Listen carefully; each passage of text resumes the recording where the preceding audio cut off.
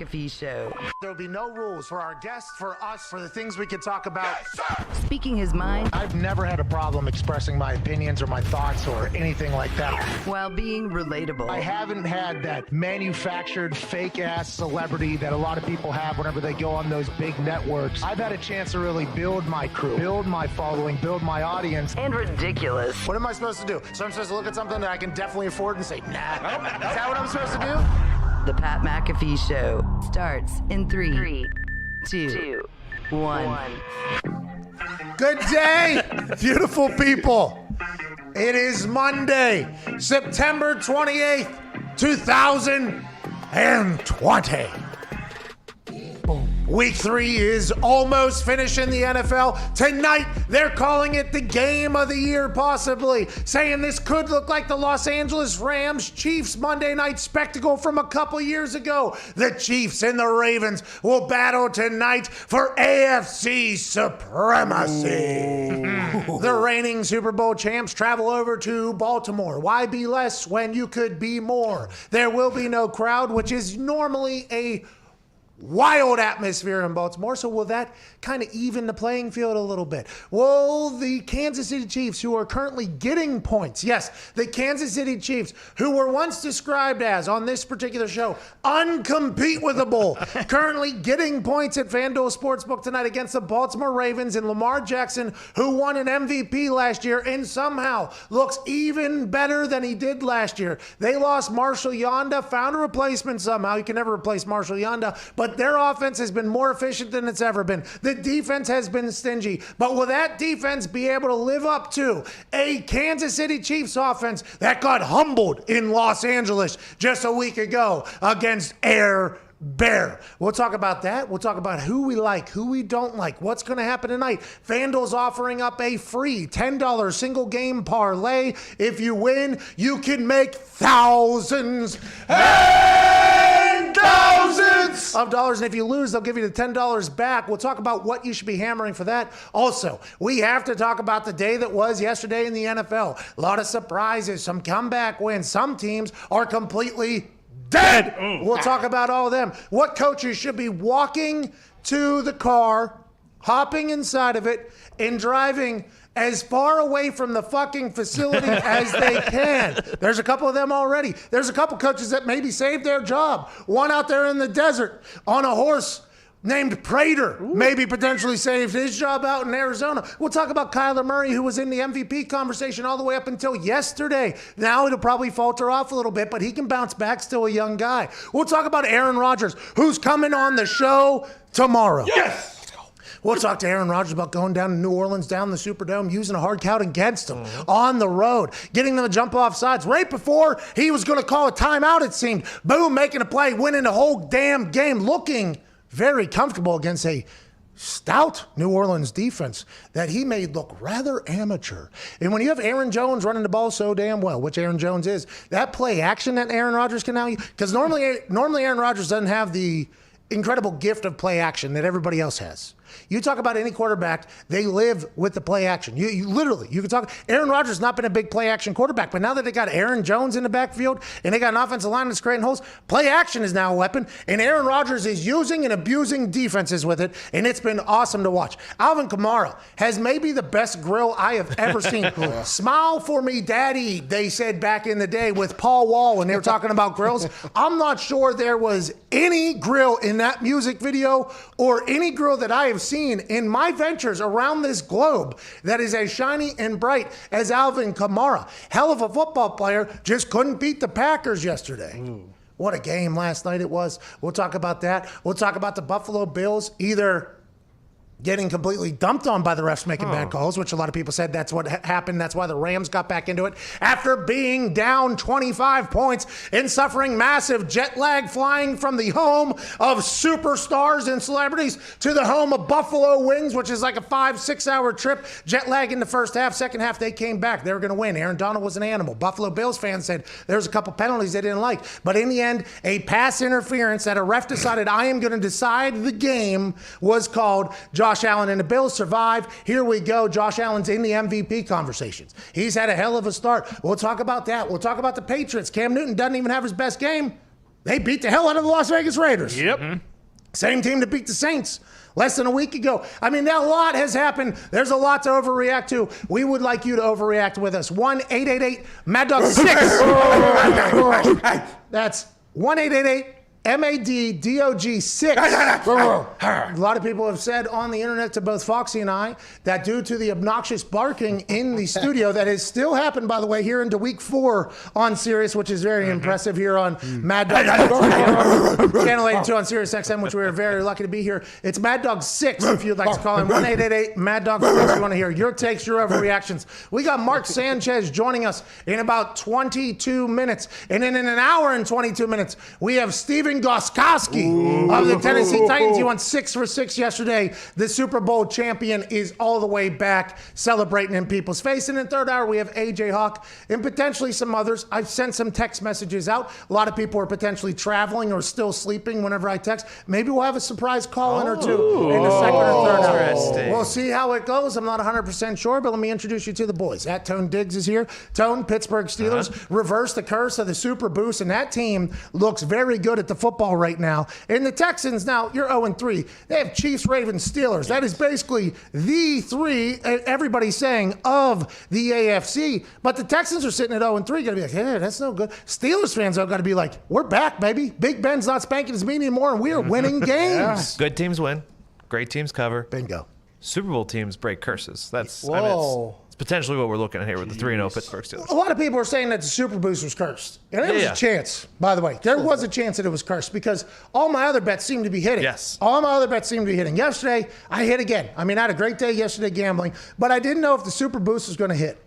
Then I sang a song about the Pittsburgh Steelers in rendition of the Here We Go, which is anywhere you go in Pittsburgh, you will hear that song sang by drunk people. It doesn't matter if you're at a Pirate game, a Penguin game, you're at 2 a.m. and Mario's down there on the south side. All you need to do is walk in the bathroom with 2 or 3 yinzers in there with their penises out, and they're going to start screaming and twirling around, and they're going to say, Here we go, Steelers, here we go.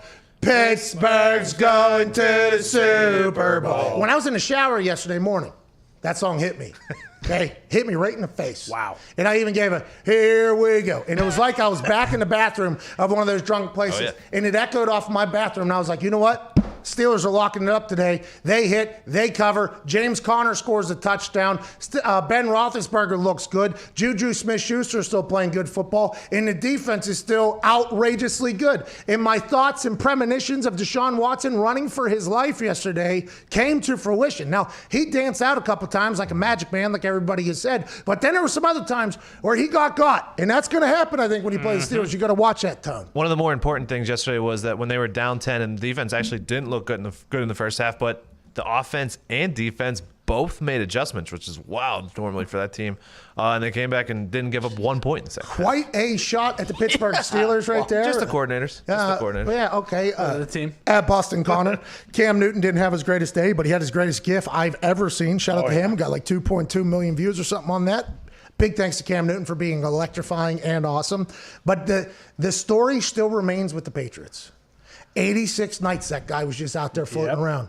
And you can look around at a lot of quarterbacks playing terrible football right now. I mean, we could talk about one that got benched and ended up having big Foles. We could talk about one that was playing bad football, and they're undefeated right now. But you look around the NFL, there's a lot of bad football being played by some quarterbacks. And there was a guy that was just hanging out on the streets for 86 nights. And now he's signed for next to nothing, and it feels like the Patriots love everything about him. And he loves everything about being a Patriot. How did Bill Belichick do it again? And after this start, you have to be like, we're in a great spot. We're going to be good for another 10 years probably. Yeah, I feel fantastic. Week 1, the whole thought was, okay, Cam Newton's awesome, but he needs to get down every time he runs. Now here we are after week 3, and the thought is we need to extend this guy. He's got to be here for at least the next 3 years because he has so much good football left in him that if we let him walk and we go with Stidham next year, it's going to be heartbreaking. There was a lot of people saying that Cam Newton was washed, I believe.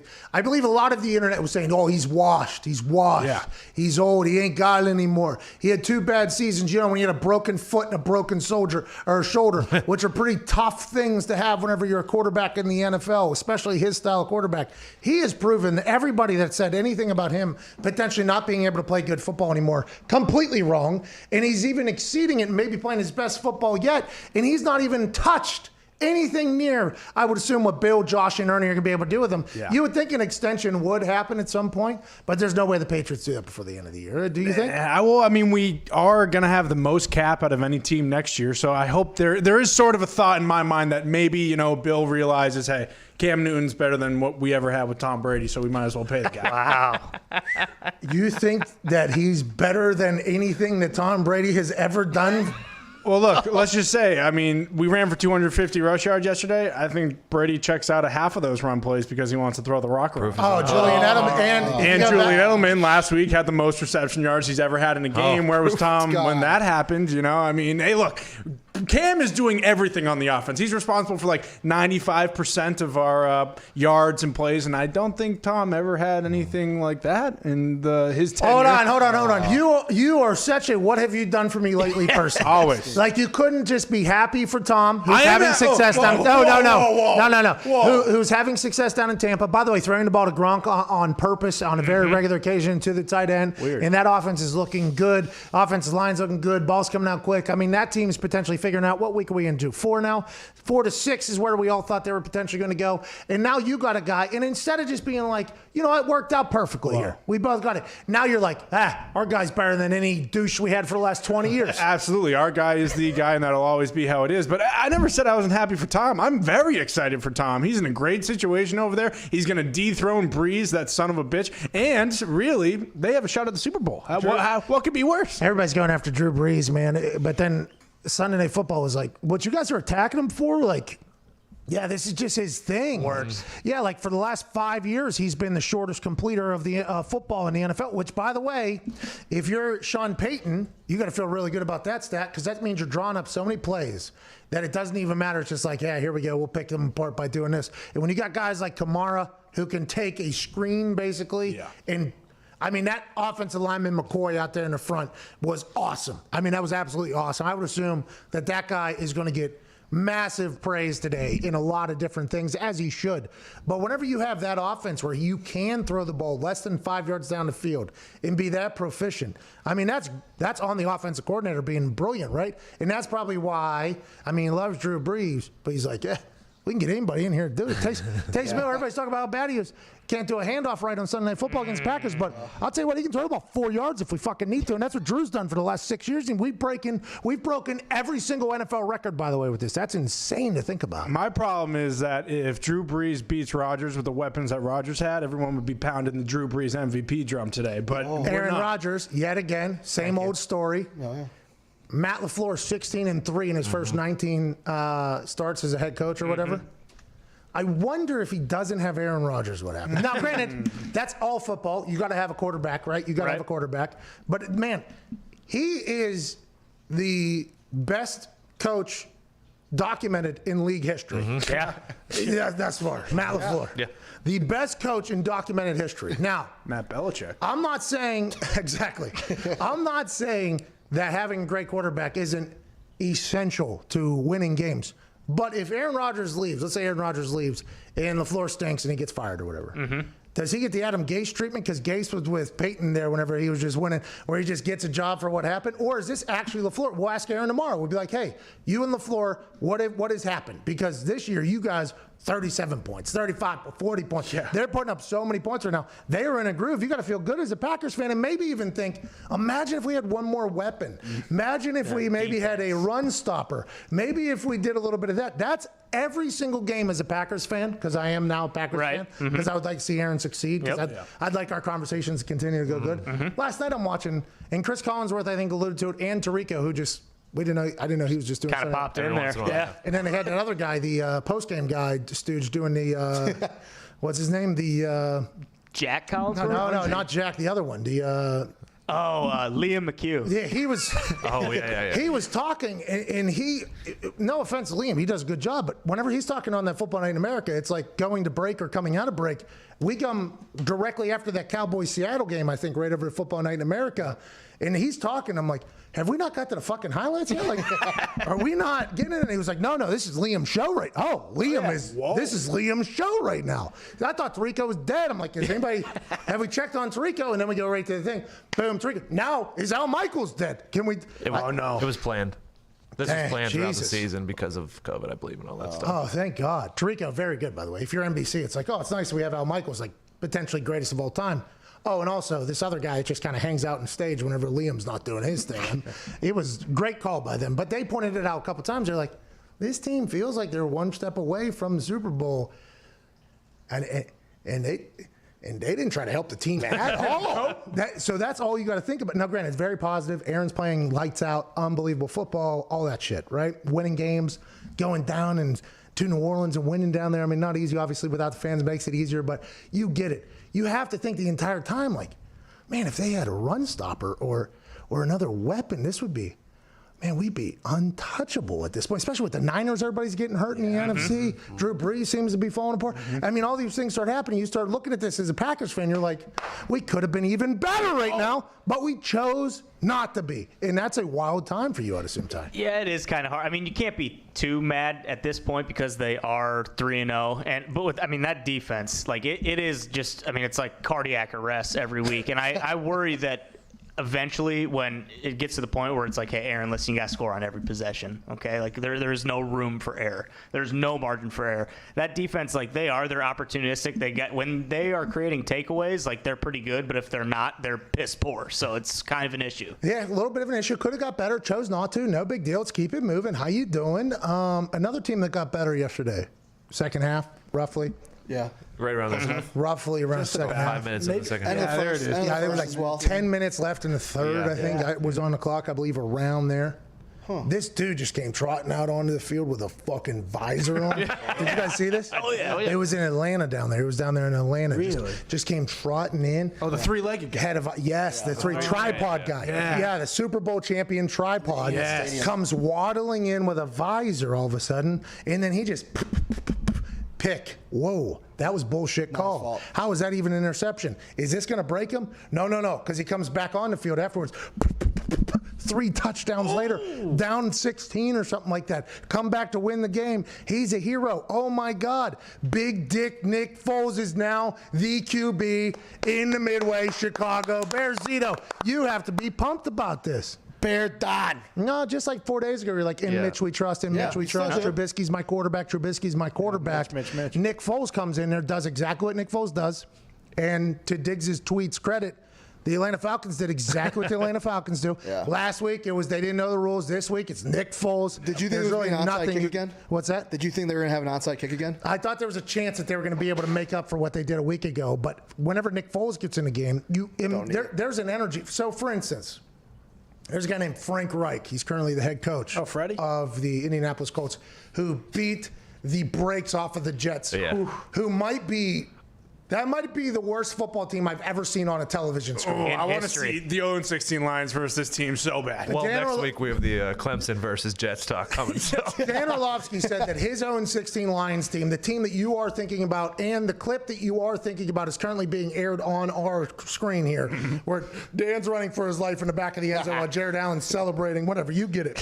Dan Orlovsky said, my 0-16 Lions would beat the Jets 16 times. And after watching them play the Colts yesterday, that might be true. I think I could have won in there and did some damage against that Jets team. Yeah. It just looks like that whole team hates everything. They hate the coaches. They hate playing. They hate themselves. They hate the fact that they're wearing the Jets. I mean, just everything seems bad.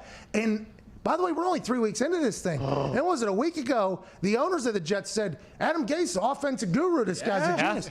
But aside from the Jets sucking, okay, you know that's going to happen. You know the Atlanta Falcons probably going to try to fuck it up. I mean, that's what they do. But when Nick Foles gets on the field, you know there's going to be stop him. Frank Reich, whenever he was with the Bills, when he would come on the field, they'd be like, oh, this guy's going to go. He came back from like 28 down or 25 down a couple times. He was called Mr. Comeback for a reason. When Nick Foles comes on, you're like, holy shit, here we go. And the interesting situation now is, like Mitch Trubisky, undefeated starting quarterback, 2020 in the NFL, right? With a comeback. Like actually undefeated, real life undefeated. Nick Foles, undefeated. Nick Foles, you're paying more to. Nick Foles is a Super Bowl champion. We all saw what Mitch Trubisky did last year, and we have no idea what Nick Foles could potentially do, but we know that it's probably not going to be what Mitch did last year, which was oddly reminiscent to what he looked like in the first half of yesterday, in the first 3 quarters of the first game, in the second half of the second game, the first half of the. I mean, he has a chance to really look bad on Mitch Trubisky, but he is currently undefeated. Yep. Nick Foles also undefeated. Now, do they have too many quarterbacks up there in Chicago that can win games for them? They have the best quarterback room in the whole entire league. What do you do, Zito? If you're Nagy, by the way, don't love that Nick Foles took the visor off, okay? Because he had it on the sideline. Everybody knows he had it on the sideline to look cool. Like, hey, very cool. Yeah. Nick Foles looks cool. He has the visor on. By the way, I wish I could have pulled it off, but I couldn't see the ball as well, which I'm assuming he potentially found out as well. But him with that visor on, jogging on the field, I'm like, okay, Nick Foles 3.0? This is 3.0. Oh, yeah. 4.0, actually. Yeah. You go Rams, Eagles, Jags, Bears. Right? I'm assuming it's somewhere else. No, you could even do 5 because he starts with the Eagles, right? He had that 27 touchdown, 0 interception streak there. So this is bit. Nick Foles 5.0 has the visor on. I'm like, all right, here we go. We're swinging around in the midway. Takes the visor off after throwing a pick. Whatever, he goes back and leads them to a victory. Zito, you're Matt Nagy. Yep. You can start Mitchell Trubisky, who's Mitchell Trubisky. We know. Yep. Or you can start Nick Foles, who he has 3 legs. We know who Nick Foles is. I've said it before. I still believe in Mitch. 100%. I think we start off every game with Mitch, first half, second half, Nick Foles every time. Kinda like Nick Foles is activate amazing closer. off the bench. Yeah. Why not take advantage of that? And it's a 2-quarterback scheme. Why not? All right, we have to get to a break. What is your poll for today? People can find it at Viva La Zito. Who should we max bet tonight? Harrison Butker, Chiefs, or Justin Tucker, Ravens? And it looks like Harrison Butker is winning 54.8%. So that's not what the Vegas was saying. Vegas is saying hammer the Ravens tonight. Wow. It's wild. Well, what do our people know? They fucked up last week. Yeah, What do you mean? they thought Minshew was going to beat Magic. Yeah, exactly. I mean, come on. Yeah. Yeah, I don't know. Over. Yeah, I think the over is the bet, but $10. Oh, it just switched 50.1 now. $10 risk-free parlay, single game parlay tonight. There's a lot of bets you can hit. Anytime scores, I think a lot of people are going to score going bam, bam, bam, bam, bam, bam, bam. All right, 24 minutes after that, we're going to get to a break. Mark Sanchez, the Sanchez, joins us on the other side. This is the Pat McAfee Show, Monday, September 28th.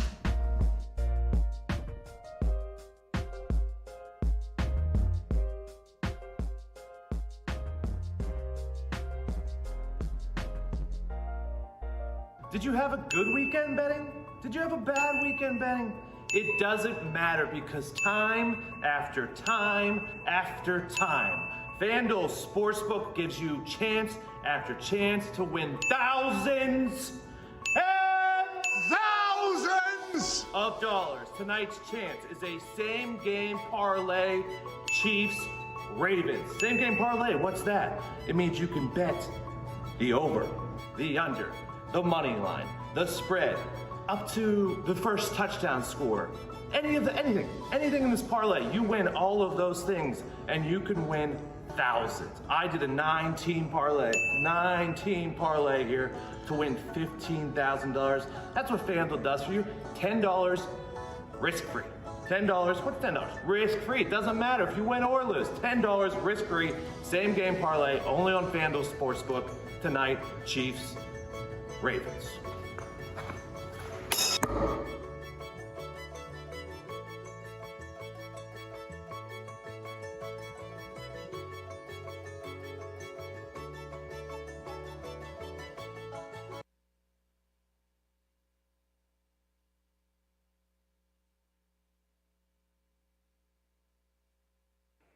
Here we go. Steelers, here we go. Pittsburgh's reversing the curse of the Super Boost. Here we go. Roethlisberger ain't spanking his meat. Here we go. Juju's TikTok is awfully neat. Here we go. Super Boost, and we're hammering down. 'Cause James Conner's gonna score a touchdown.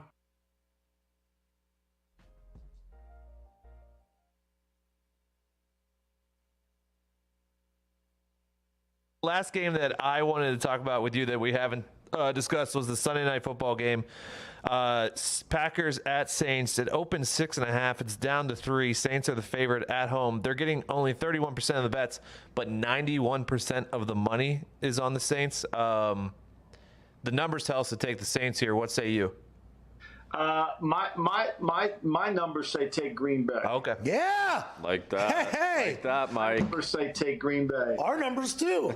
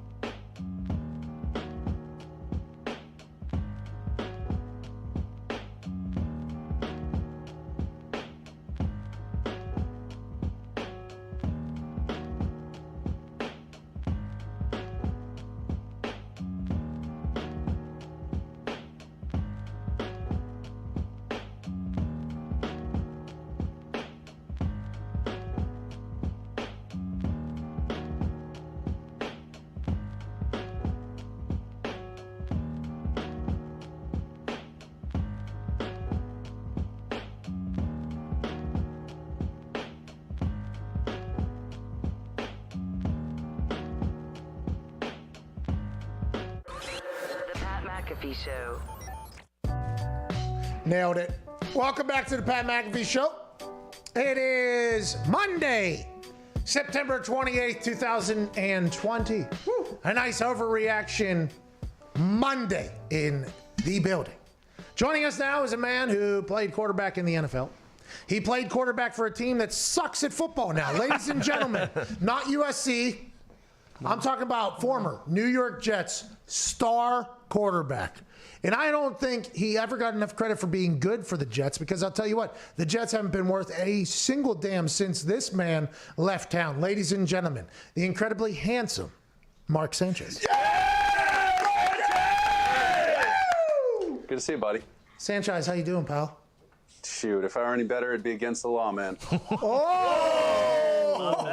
Yeah, living good. I stole that from my dad, and I'm starting to sound more and more like him every day. And it's terrifying. Well, I do see on the internet you're dad of the year. I see your kid roaming around the backyard and stuff like that. Incredibly cute. Going to be a heartbreaker, I'd assume. You're going to have to deal with that. That's on you, not on me. Let's talk about the Jets, because I mean it is the team that you are most obviously paired with. They suck at football, Sanchez. I mean, just so bad at football. I watched them yesterday against the Colts, and I don't think I've ever had eyes. You see these eyes? I don't think I've ever had eyes on a football team worse than them. And I feel like I've watched a lot of bad football. How do you fix it? Is it fixable? And do you think they just need a complete rebuild from top to bottom? Well, here's the problem. When you start talking about rebuild, that's becoming synonymous with the Jets right now. And I don't know if that's necessarily the answer. The problem is they missed on a couple free agents, right? Mosley, Le'Veon Bell just haven't panned out for whatever reason. I don't think it's a talent issue. I think it's an availability issue, right? So those guys are down. Now, the other issues are you're trying to draft these kids and receivers and weapons for Sam. But who's the kid from Baylor? It's Mims, right? I think they're a receiver. I mean, first day of training camp, boom, goes down with a hamstring. Then, he comes back a couple weeks later, goes down again. So guys just aren't available. Now, you're putting a product out there on the field that is in no way ready to compete with the rest of the league. It honestly is frustrating to watch, and I really feel for Sam because I've lived it. And those last 2 seasons I had in New York, the roster looked almost identical. We had Santonio Holmes, who was nicked up. We had just paid him, and he was nicked up. He hurt, a foot injury. He had like a Liz Frank injury, so he was gone. And when you pay these guys money, you expect them to produce. And for whatever reason, if it doesn't happen, things go south. But you can't just cancel the games, right? You can't just, we'll get them next year. It's, okay, somebody's got to go out there and play. And we were literally calling up new receivers every week. And guys that you've never heard of, they don't have a household name that a defensive coordinator looks at during the week and goes, okay, what are we going to do about this guy? Are we going to double him? Are we going to cloud, help this, cornerback with a safety for this guy? We got to be ready for wide receiver screens. We got to be.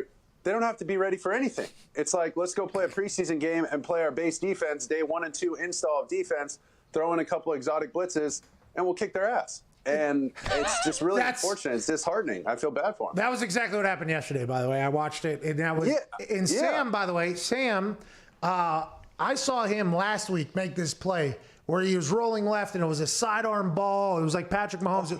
It was on a line for like 30 yards. And I think being somebody who doesn't live in the New York area and doesn't watch a lot of Jets games for whatever reason, I saw that and I was like, oh shit! Like this guy can play the football. This guy is very, very good at football.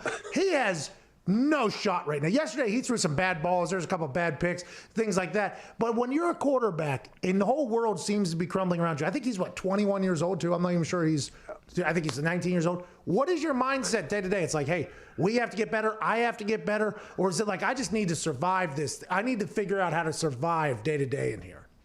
Well, that's what it becomes, a survival technique, right? And you go to the deepest, darkest place that you have. And it's frustrating because you're out there trying to make plays. Now, everybody, you feel this pressure and it's so heavy. The weight of it is just eating at you. And then everybody feels it, right? So now play callers start to press a little bit. Now, oh man, maybe we should fire so-and-so. That's what players are thinking, right?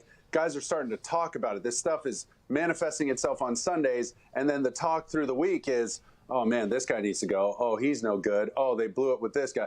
So everybody's got that anxiety there, right? And there's no remedy for that, unfortunately, but time. And so the frustrating part for Sam is he's just going to have to, put his head down, try and avoid media as best he can, and just go work on his fundamentals, go work on his mechanics, and keep making those splash plays when they come. But most importantly, stay alive in the pocket, but it's all right to toss that thing in the 6th row if nothing's happening. You know what I mean? That sounds. Hey, by the way, that's because I did the opposite, and I'm guilty of, not caring too much, but like trying too hard. Like, okay, well, if these other guys aren't going to go catch the ball, like I'm going to put one right in his face mask. Like, I don't care. And there's 2 guys draped on me. I don't care. I'm going to struggle and put the ball at risk and just chuck this thing because nothing else is working. But the problem is then you become the bad guy and they're like, well, why don't you just get out? So I don't recommend he does that. Hey, Mark, you're such a hero. Yeah, Mark. Mark. Sam, do as I say, not as I do. Yeah, legit. That's a real thing because then he can start looking like the bad guy. Like, for instance. Oh, 100%. Yeah. Then it's going to be, Sam Darnold sucks. We need to draft a new quarterback. Trevor Lawrence is coming up. Tank for Trevor. Come on, dude. You got your quarterback. Like, let's just build around him and help him out. The New York media, I assume, is not going to be friendly to him. I assume Sam Darnold's not going to be friendly. And he was trotted out there yesterday after the game, Go ahead. Oh. Go ahead out there. And he's got to sit there and answer questions. And they're asking him questions that there is a 0% chance he can give a real answer if he wanted to. He cannot. No. How do you feel you were prepared?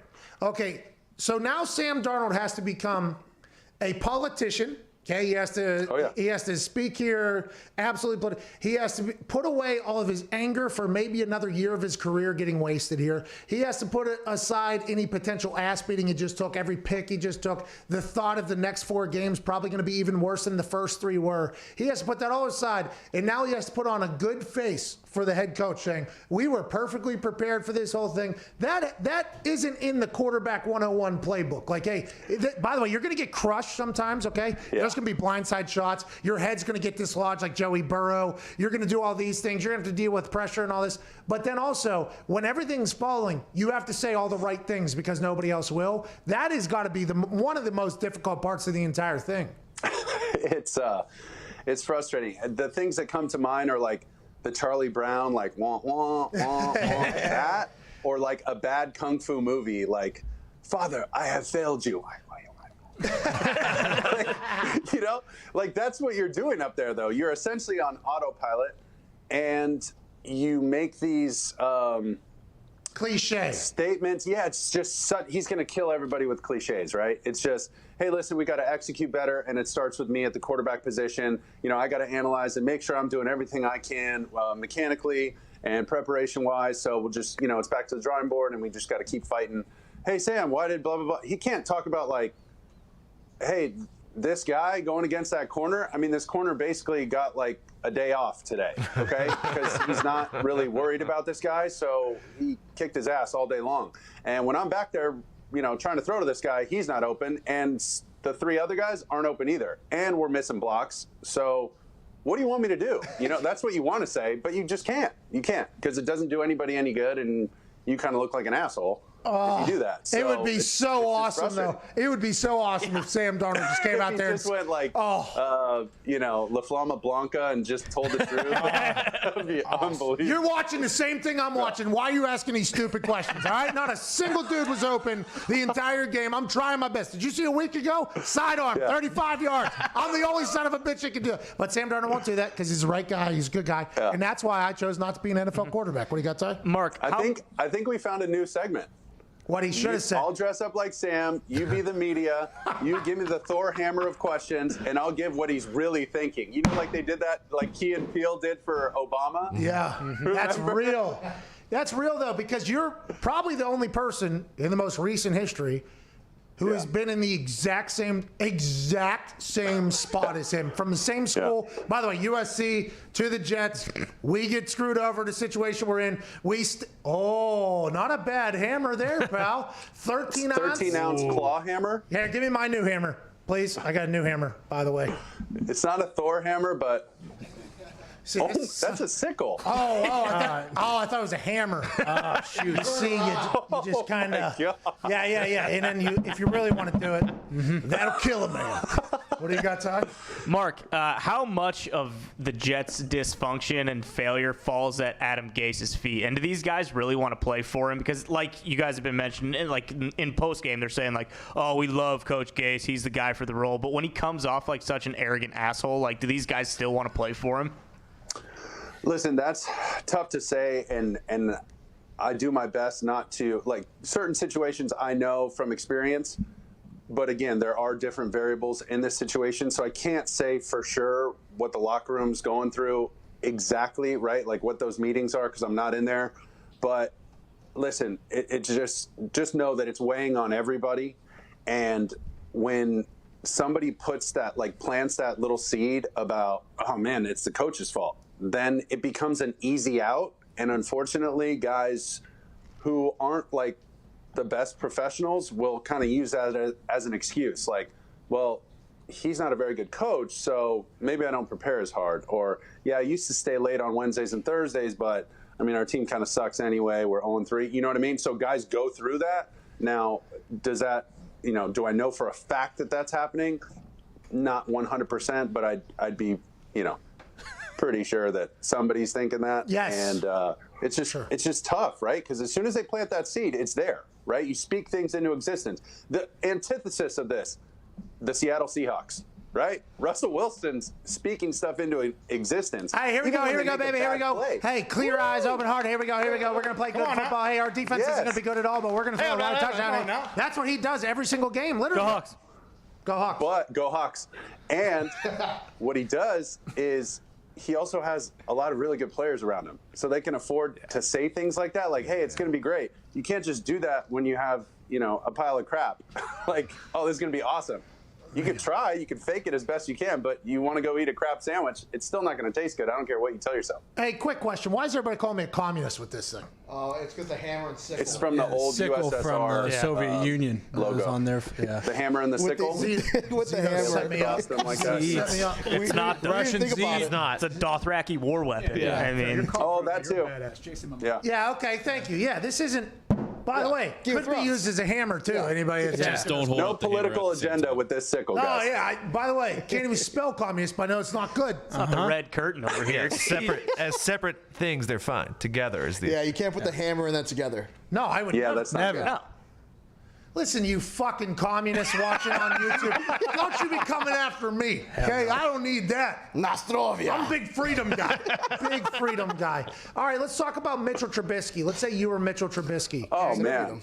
You're Mitchell Trubisky. Hi, I'm Mitch Trubisky. I got drafted ahead of Deshaun Watson and Patrick Mahomes, and now I'm at the Bears. I had a great year. We made the playoffs. A blocked field goal that ended up hitting 2 of the 3 uprights, kicks us out. The next year, I don't know how to play football anymore. Is it me? Is it Nagy? I come back. They sign Nick Foles. Nick Foles comes in, leads them to a massive, heroic comeback victory. Now, who's the starter going into week 4? Mitch Trubisky, 3-0 as a starter. Nick Foles, undefeated for the Bears. What a situation that is. How do they handle it? Publicly, they said, we're just going to work hard, whoever's the starter. That can't be a real, though, mindset. Could it be? I don't understand how you're going to flip-flop. Tony Dungy said it last night. Like, once you go with another guy, like, you got to be prepared for him to go on. Like, that's it, barring any injury. But I thought it was so crappy. Like, he was playing okay, right? Like, he's playing pretty well. The interception he threw, I mean, unless he just missed like a bunch of run checks that, we don't know about. I mean, you could go back and watch the tape, but I mean, they were competitive. They were in the game, and they're playing Atlanta, who finds a way to lose these games in the 3rd and 4th quarter, right? Like, why hit the panic button after 1 interception? So that really shocked me, and it was really unfortunate. The other thing too is that shallow route that he's throwing to Jimmy Graham that got picked. Those things usually have tags on them to be able to sit down, especially in a West Coast system like Nagy's part of. Like, you can sit down and zone if there's somebody going to cut off your route. So there was some sort of miscommunication there. I'm not saying it was the best decision to throw that ball. Sure sounds like you said it's Jimmy Graham's fault right there. No, I'm not saying for sure. Those things go, it's a two-way street, right? The receiver's got to give you the right indicators. If I give you my eyes, if I'm looking at you, I'm booking, I'm running.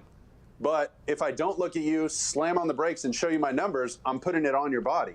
So there was some sort of miscommunication there, but that's a two-way street now. And if that's the reason he got pulled, that's crazy. That one throw, that's BS. So you're upset about a bunch of things accumulating over time. Yeah, you're saying, or they were just looking for an excuse, because that's what it looked like. So you kind of have sympathy here for Mitchell Trubisky and the place that he's in, because he has played great football a couple years ago and a few quarters this year. He's played some great football, unbelievable football. They're undefeated right now. Atlanta Falcons 0-2. We're favored playing them, so nobody respected their undefeatedness, if that's an actual word. I'm not 100% sure. Oh, yeah. But you're saying, like, hey, if you really want to give Mitchell Trubisky a shot, and they do, right? They named him the starter at the beginning of the season when everybody assumed Nick Foles was going to be named the starter, or it wasn't going to be a fair competition for who the starter was. If you really want to give him a fair shot, if you go 2-1 after your first 3 games, like, that's not too terrible of a start. You're much better off than a lot of teams. Maybe he bounces back next week. Now he's got an entire thing popping off in his head, whether or not he's a starter going into week 4. He's 2-1 now. It's almost like it was inevitable that, hey,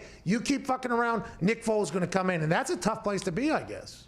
Oh, it's terrible. Now, if you go back in, you're like, okay, I can't make a mistake. You got to be able to play free. Oh, no. Bears are dead. Bears are dead. No. Bears are dead. Dead. What do you say? Bears are dead. Oh, are they Bears fans? Oh, yeah, we got a diehard down here. He doesn't know who to cheer nice. for. Yeah, that guy has no idea. They're dead.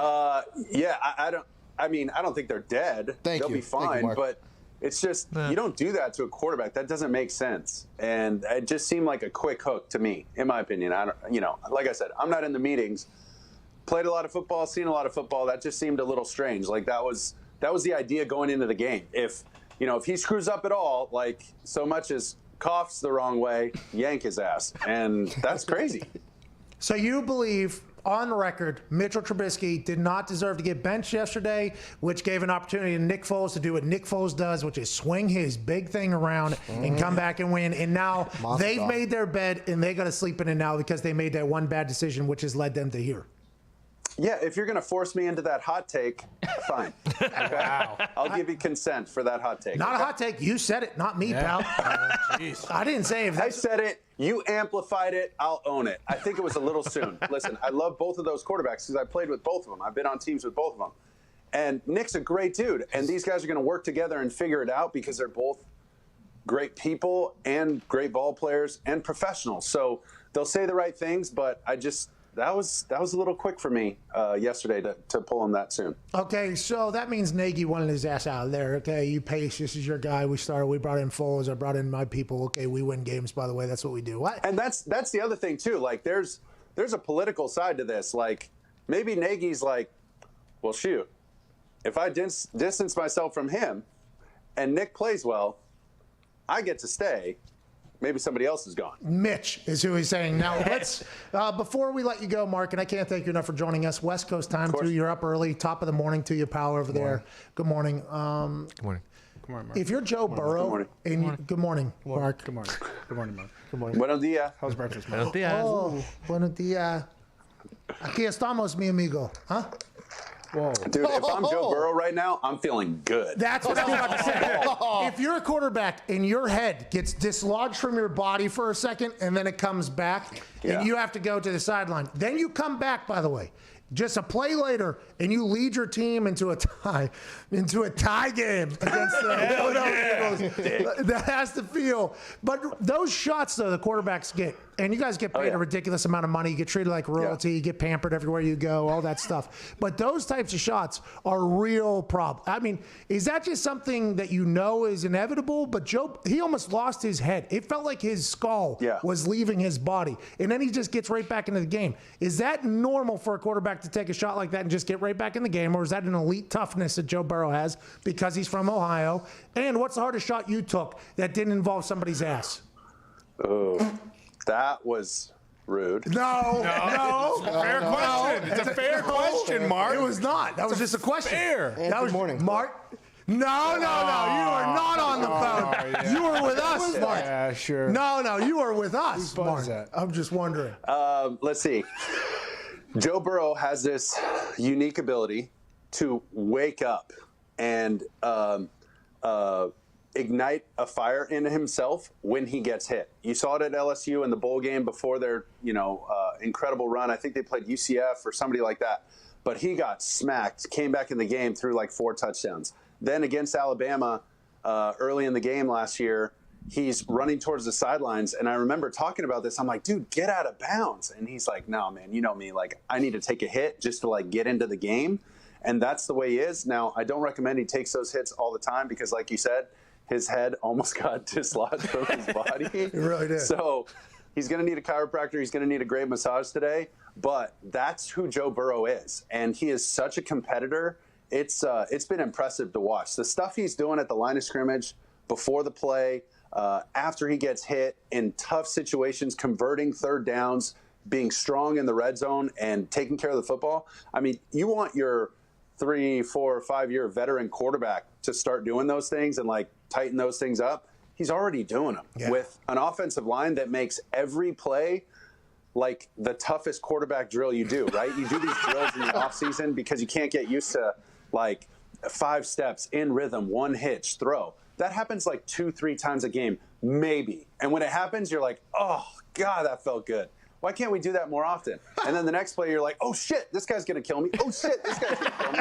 Over 1, up 1, off 1 foot, attack the line of scrimmage, keep my shoulder square, keep the ball tight, boom, tuck it so the defensive lineman doesn't swat it out of my hands.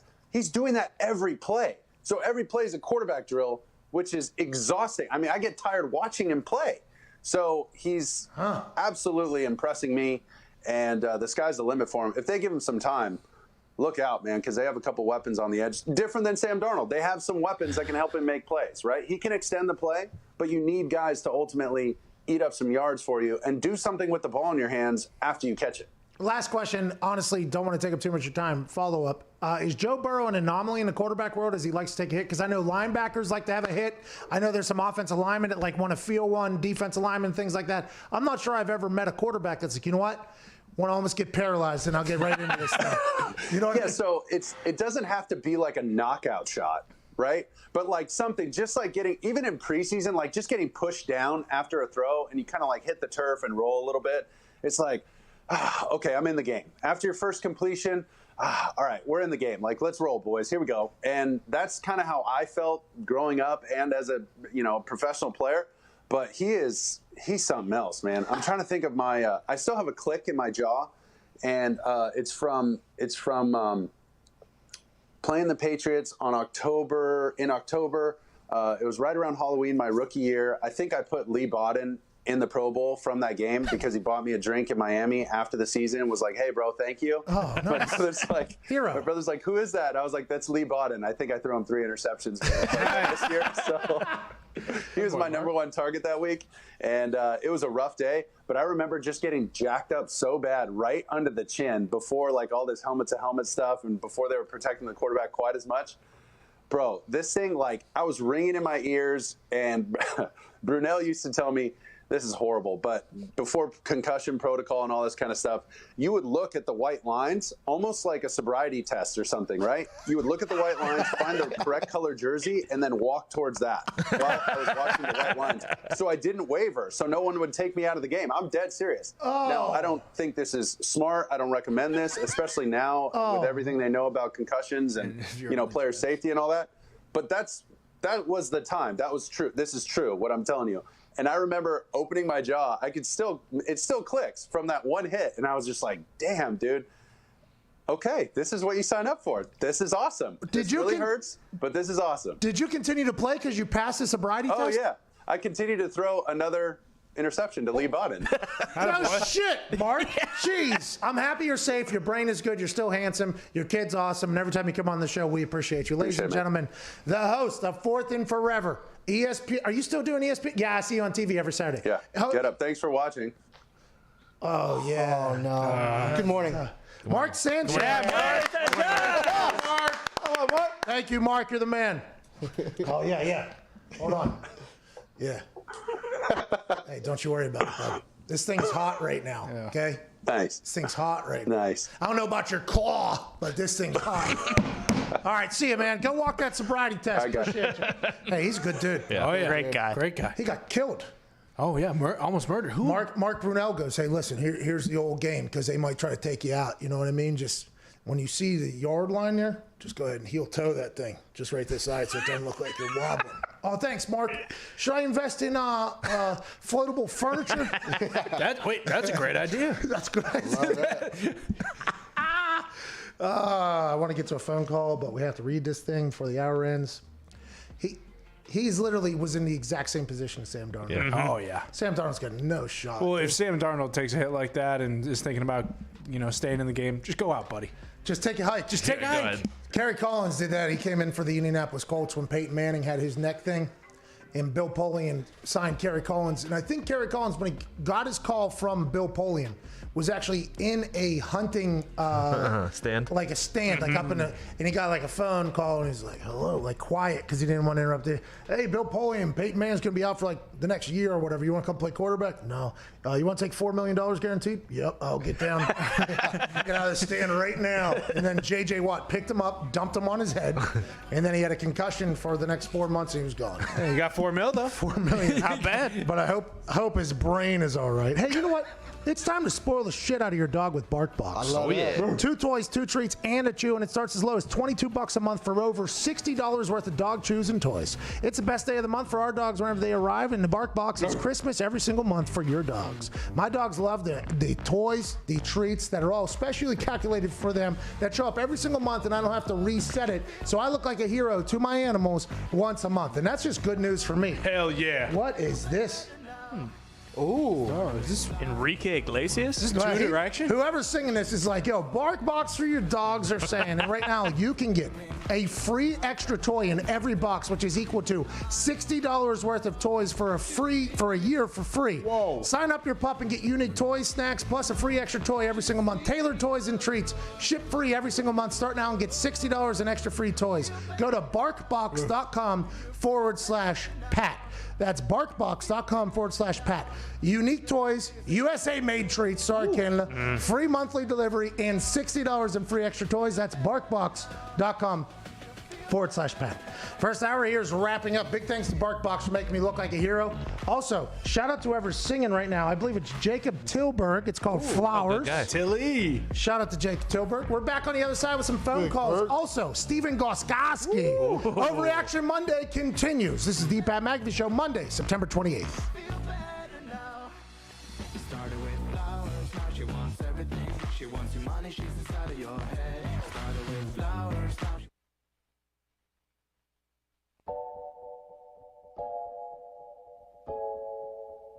Hi, how's it going? My name is Pat McAfee. Used to hold balls for Adam Vinatieri. Now I'm in his home state. College game day is absolutely electric. In Brookings,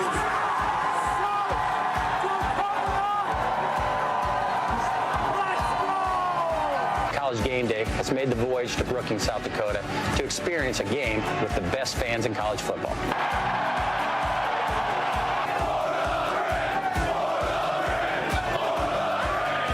I unfortunately cannot attend because I have a game this Sunday, so I sent a man I trust to make my picks. A man who was my holder for almost a decade. Please be nice to him. Welcome this week's celebrity guest picker, Pat McAfee.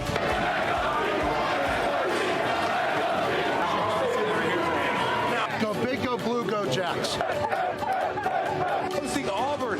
Yes, everybody saw this. The best fake punt in the world. What do you think, Pat? I absolutely loved it all the way up until execution time. That is not what we like to show in the brand headquarters and punting and kicking world. Oh, dance off. Oh, let's get weird. Yes. Duck that, huh? Bang! Right on the top of the dome. That makes it a lot easier when you got a dummy standing right in front of you like that. Running. Oh! Daniel Russo! Wax on! Wax off! Knee to the face! Yes! Serious. Go! Yes. Go! Yes! These teams stick with that 15. They celebrate by doing shotguns. And I'm a big fan of that. I'm going with the University of Virginia Cavaliers. That was great. Whoa! I will never ever in the history of my life bet against that ball. Oklahoma State is the winner here. It does not matter. Not so fast again.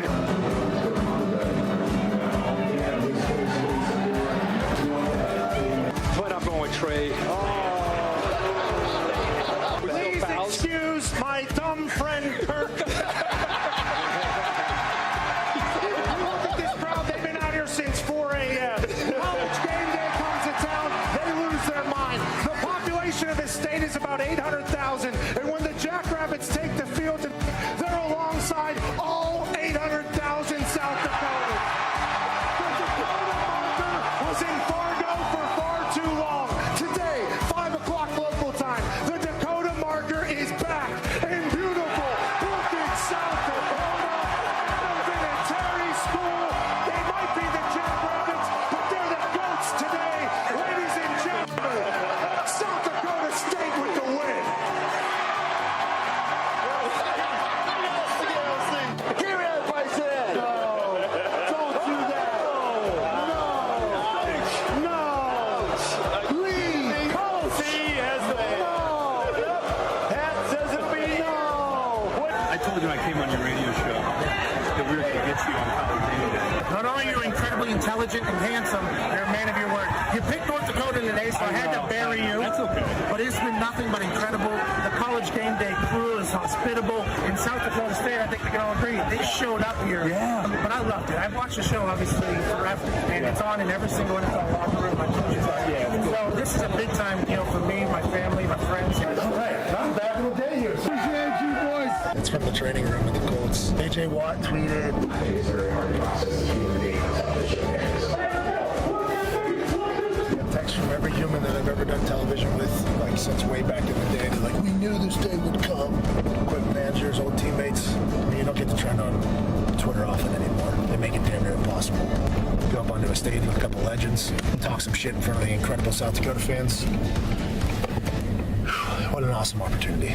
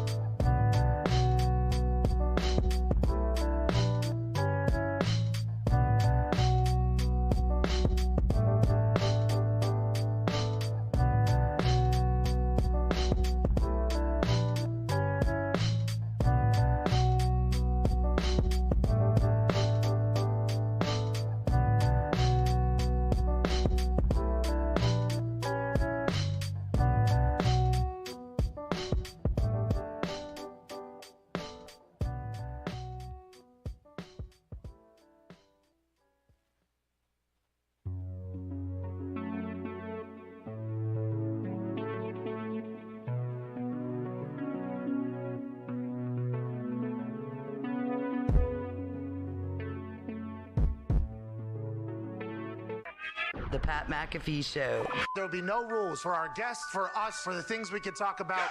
Speaking his mind I've never had a problem expressing my opinions or my thoughts or anything like that. while being relatable. I haven't had that manufactured fake-ass celebrity that a lot of people have whenever they go on those big networks. I've had a chance to really build my crew, build my following, build my audience. And ridiculous. What am I supposed to do? So I'm supposed to look at something that I can definitely afford and say, nah. Is that what I'm supposed to do? The Pat McAfee Show starts in 3, 2, 1. Good day. Hour 2 kicking off here on this Overreaction Monday, September 28th, 2020. First hour, we are joined by Mark Sanchez, who expressed empathy for Sam Darnold and his situation with the Jets, and also Mitchell Trubisky in his situation with the Chicago Bears. It was a good conversation with him. We talked about Aaron Rodgers' greatness, obviously. We talked about everything that happened yesterday. On the SiriusXM update that we just heard in our ears, it is being reported that Ron Rivera said that there is a cutoff date for old Dewey Haskins being the starter for the Washington football team. They're going to have to get better and get better. Now, my question is, if you bring in somebody else, does that mean Dwayne Haskins is not the future quarterback? That means you're getting rid of Dwayne Haskins? Does that mean the Washington football team, who has a new name since drafting Dwayne Haskins, which has a new team president since drafting Dwayne Haskins, which has a new head coach, a new operation, a new facility, a new everything, basically, is this the Washington football team saying we don't have that much loyalty to Dwayne Haskins? TBD. Did not expect that. Who will get in? Don't they have that Josh Allen from the Carolina Panthers? Kyle Allen, yeah. Kyle Allen, there we go. Not Josh. Kyle. Josh is up there in Buffalo, but his brother Kyle, who was down there in Carolina, who won some games with Christian McCaffrey, got traded for like a 5th rounder up there. Also, don't count out Alex Smith. Alex Smith has a hamstring for his shin. If he is starting for the Washington football team, that'll be must-see television, one of the greatest stories of all time. But boy, I really just assumed Dwayne Haskins was the future. I assumed Dwayne Haskins, like, hey, we're going to take our lumps here. We're a team that doesn't even know a name or doesn't even have a name yet. But here's Ron Rivera saying, no. I want to let you know, I ain't a guy that just sits around and loses. That is not what we run around here. We're going to have to start winning some games out here. It's not just good enough to play against the Cleveland Browns. It's not just good enough to be able to put up a fight whenever we lose Chase Young in the first half, which is a pretty big difference maker. It's not just about throwing 6 interceptions potentially and almost still winning games. It's not about that. What's about is winning games here. And I kind of respect it, actually. But boy, that's a lot of pressure on old Dwayne Haskins. Goes from being, hey, we got time, we're the future, we're going to take some lumps like all rookie quarterbacks, to, okay, we got to start figuring this out, or my ass is potentially going to be out of here and they're going to move on. Well, we've talked about it, and you said it many times. He has no ties to Dwayne Haskins. He wasn't there when they drafted Dwayne Haskins, and so he's got no loyalty to Dwayne Haskins. Hey, Pat, just want to let you know, there was no loyalty between us. We didn't draft you. We didn't sign you. And to be honest, after your little canal incident, we would have cut you. Oh, well, it's great to do business with you, too. Good morning. Let's go ahead and get into it. But that's the nature of the beast. You want to build your team, and however you want to build it, I'll be excited to see. I thought Dwayne Haskins was making jumps and all that stuff. Yesterday, a lot of interceptions, I guess, is a big deal. That was, by the way, if 6 TV, 7 games happened, that was the one that did not make the cut. What are you going to do? Should have maybe turned off the Niners-Giants game, because I actually bet on the Giants' money line because the Niners were out every single person on their team. It was a preseason game with their third stringers. They beat the dog shit out of the Giants yesterday. I did not expect that. The 49ers are missing QB1, RB1, RB2, tight end 1, tight end 2, wide receiver 1, cornerback 1, cornerback 2, cornerback 4, defensive end 1, defensive end 3, defensive end 4, defensive end 5, linebacker 2, wide receiver 4, wide receiver 5, and C1, which I don't even know, center 1, losing their damn center, which I didn't even know that was on the list as well. That was from a tweet. They beat the Giants by 25 points. Jesus. 27 points. Yeah. 36-9, 27, do the math. Boom. 27 points they won by. That's unbelievable. If you're a Giant or a Jet fan, this is what I want you to do. Okay? I want you to go ahead, find a nice close, quiet, room. I want you to shut the door. Would like you to turn on the TV a little bit. Maybe turn to one of those Yule fires, like those Yule logs where it's kind of sitting there. Sit down on a couch or whatever you find comfy. On the table, light some incense there, okay? So it has a little bit of a good smell. Yeah. Then I want you to let out a nice deep, why the fuck am I a fan of these teams yell from the bottom of your heart.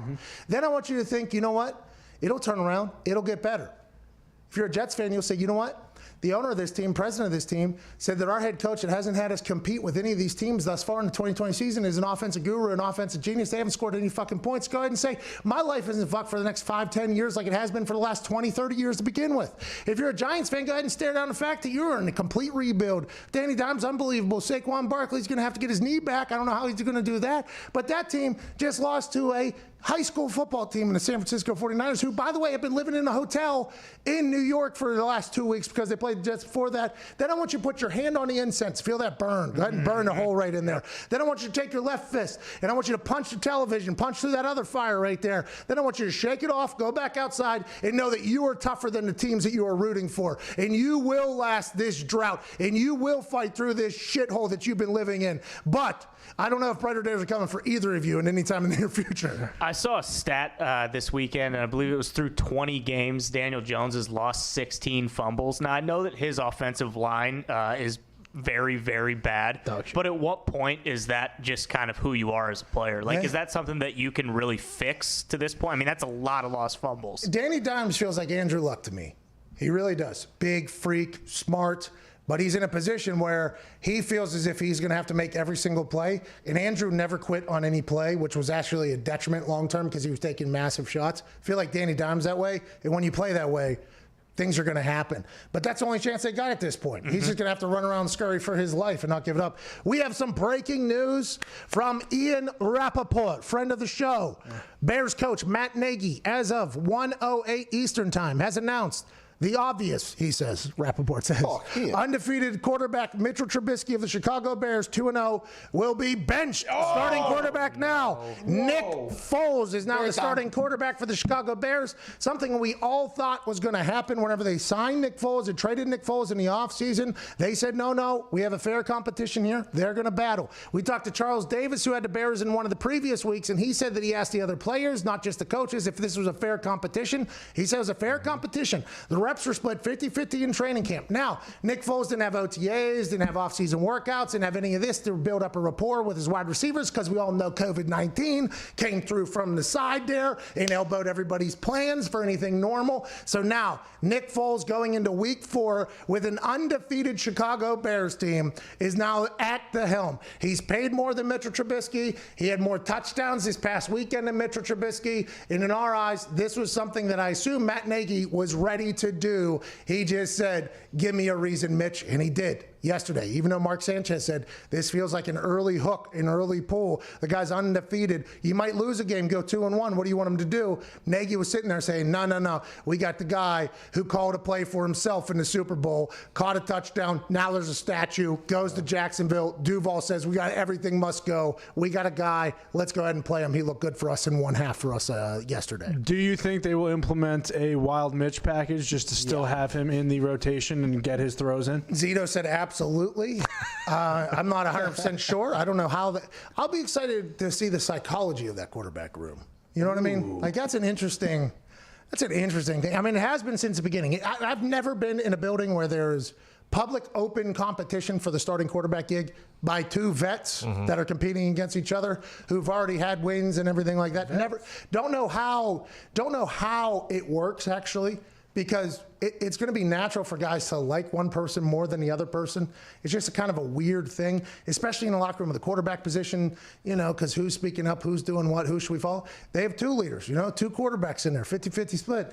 But boy, if Nick Foles wins a couple games here, seems like Mitchell Trubisky might be dead. Imagine how bad you have to be at quarterback to be undefeated and lose your job. Come on. This is tough. This is what Mark Sanchez was saying. He was like, the guy's undefeated. They went 2-0. You know how many teams are 0-2 right now? You know how many teams are 1-2 right now? A lot of good teams. A lot of good teams, everybody said. 1-2 right now. But instead, Mitchell Trubisky, undefeated quarterback, not around here, bud. When you got that tripod sitting behind you, There is a chance that could happen. Let's go to Ben in Indianapolis. What's going on, Ben? Hey, Pat. Thanks for taking my call, man. It's an honor to talk to only not the punter of the decade, but just the flat-out GOAT. Oh, shout out to the GOAT here as well. Shout out to you guys. What's going on, brother? Pat, overreaction. I think the Colts are easily going to start 6-1. If you look at our schedule coming up, Chicago, Cleveland, Cincy, Detroit, we're going to go 6-1. The defense is playing number one defense in the league. Jonathan Taylor's an absolute horse. What do you think? Yeah, you're 100% right, man. Everyone, we agree so much. The Colts looked unbelievable. I would like it to be known. The Colts looked really unbelievable. They should play the Jets every week. Xavier Rhodes had a pick 6 in the first series, then another pick in the second one. That guy had one pick all last year with the Vikings. People said he was washed last year, so whenever he came to the Colts, I was very confused. Then Darius Butler hosted a Man-to-Man podcast, a man who played in the secondary for like 9 years, was like, no, this is a good signing for that defense that is already put together. First week, the Indianapolis Colts play against Gardner Minshew on offense of the Jags, Joe Dirt on defense of the Jags, and they just put a hurt on the Indianapolis Colts, who had a lot of high expectations, but with new Phillip Rivers, you have no idea. Then they kind of get going. Then last week, they play the Vikings, they get going. Yesterday, they play the Jets, and they steamroll them. And the defense, I think, is number one overall in the NFL at this point. Phillip Rivers is figuring things out. Now, I did think they were going to target T.Y. Hilton a little bit more. I hammered very heavily the over 58.5 yards for T.Y. Hilton because he had a call with his grandma earlier in the week. Mm-hmm. And in the first half, he was a focal point of the offense. 25, 15, another 10. We're up too much because we had a pick 6 in the first drive. Let's bench everybody and not get everybody hurt. Oh, son of a bitch, we're already at the benching period of things. Jacoby Brissett got on the game. They still scored points. So the Colts are a good team. The question is, will they be a good team consistently? That seems to be the problem with the Colts. They'll play great, then they'll play bad. And I'm not just talking about this. I'm talking about the last couple of years. They'll play great, then all of a sudden, what the hell happened? They'll play great. What the hell happened? If you want to make the long haul, everybody knows you got to be consistent. You just have to be consistent. That's just the way it goes. And I don't know if the Colts have proved it yet, but they're a young team that is potentially growing into their wings here. And maybe these wings are about to fly them to places they've never been before. Ooh. Maybe those ponies will fly. Yeah, I have no idea. And we just talked about Foles and now the Colts. They play each other this week. How much of an advantage is it for Frank Reich knowing Nick Foles and like what he does well and what he doesn't do well? Yeah, I mean, Frank Reich, potentially savior of Nick Foles' life. Oh, yeah. Like Frank Reich, minister, right? Yeah. Mm-hmm. Religious guy. Nick Foles, also a religious guy. We all know the story. He went out into the woods, prayed to God, did whatever he got to do, came back, said, I'm not retiring. Boom, wins a Super Bowl champion, MVP. Frank Reich was the guy the entire time, I guess. That kind of led him to there. Yeah, it's got to be good news for Frank Reich. Yeah, why wouldn't they start Mitch now? I know. They got to go back on it. And maybe they're lying, by the way. Maybe they're lying. Gamesmanship. Yeah, I love that. Which, by the way, I like gamesmanship. Let's go to Kyle in Chicago. What's going on, Kyle? Hey, boys, how we doing? Hey, not as good as Nick Foles, now the starting quarterback for these Chicago Bears. Right done. Yeah, I've never been happier than seeing Mitch's sad face on the sideline, just knowing that he's. Oh, come on, Chicago's done. Are you a Bears fan? I didn't know that the Bears fans. I called last week about the worst 2-0 team, man. Oh, and now we're 3-0. Oh yeah, but are you really a fan though? It seems like you want to see them fail. Bears hater. Well, my theory on the Bears is they didn't bring in Cam Newton or any other really good quarterback because they wanted to have a competition where they could justify Mitch Trubisky being the starter. And then they were going to lose and then get Trevor, which I said last week. What do you think about that? Do you think the Bears are now stuck where we have to try and win now? Yeah. You've already won. Hey, have you seen the Jets play football? You've already won too many games if you're thinking about getting number one overall, pal. Those Jets, you think the Jets are going to win 3 games this year? Not a chance. No way.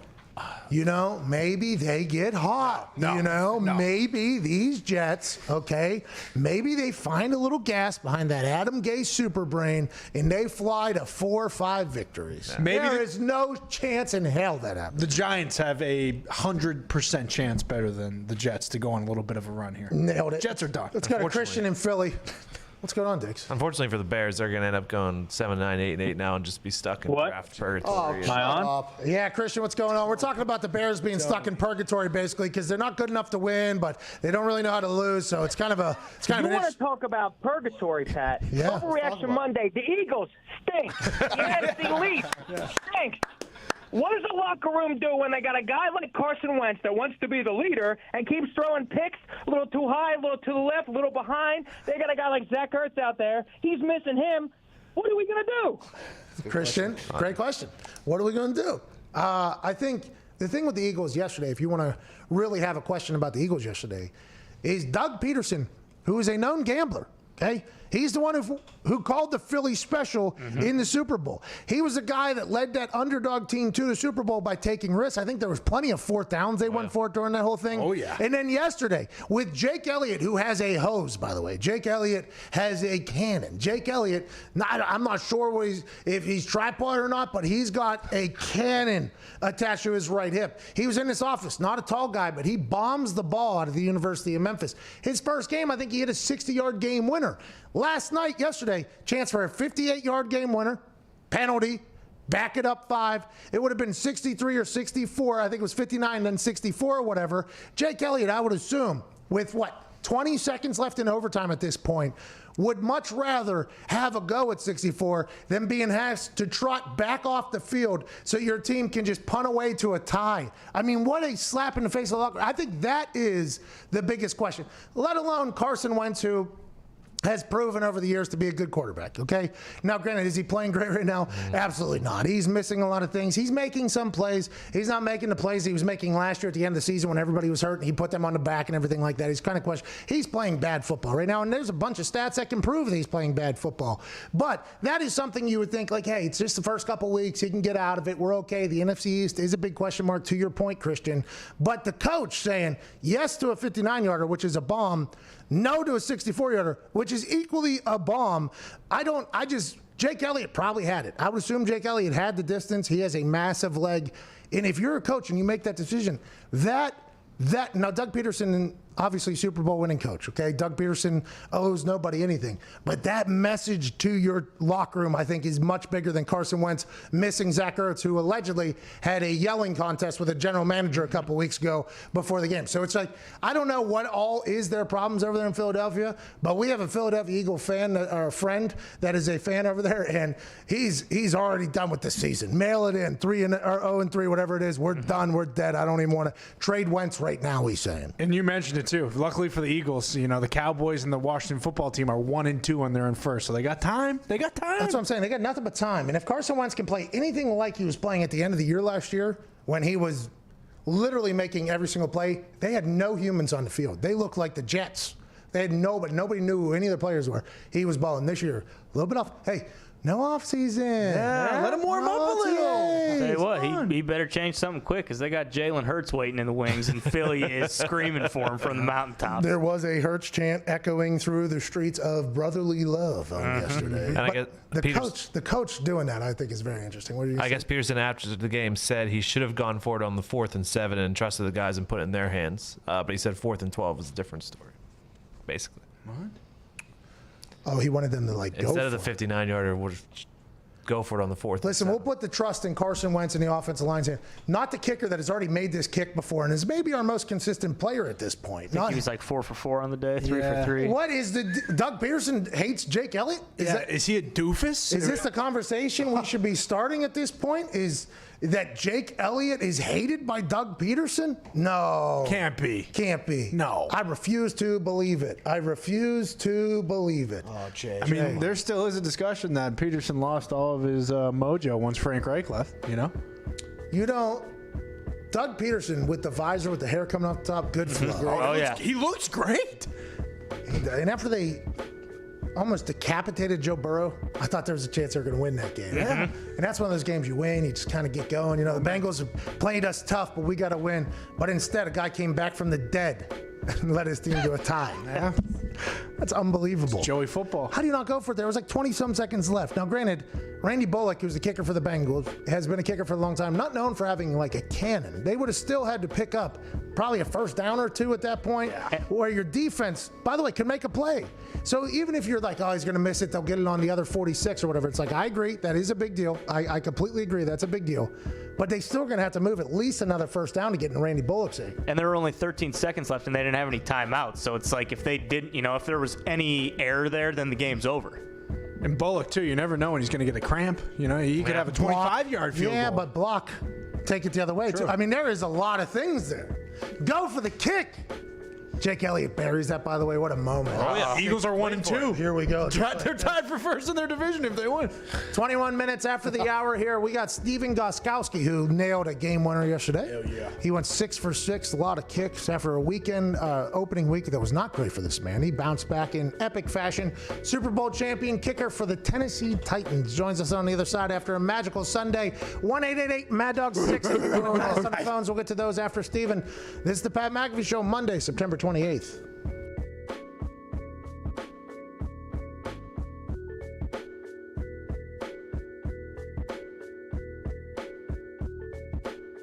I was on a team that was very bad at football. We almost were completely defeated until Dan Orlovsky showed up and got 2 big wins. We ended up almost losing the luck pick because Dan Orlovsky, everybody thinks they're going to get fired. Every player thinks they're going to get cut. Every coach thinks they're going to get fired. They try to pawn blame off on other positional groups. If it's the linebackers, they're like, we did our job. D-line can't do anything, can't stop it. There's a lot of that chatter, but it's a miserable existence. I mean, it's just the way it is. That's why you have to have so much respect for a player like Joe Thomas, who played a perennial all-pro career in a situation that was so negative and so terrible. I think if Joe Thomas got a chance and his knees let him experience a winning organization, I couldn't even fathom what Joe Thomas would have thought. I mean, life is just much better whenever you win. When you win, food tastes better.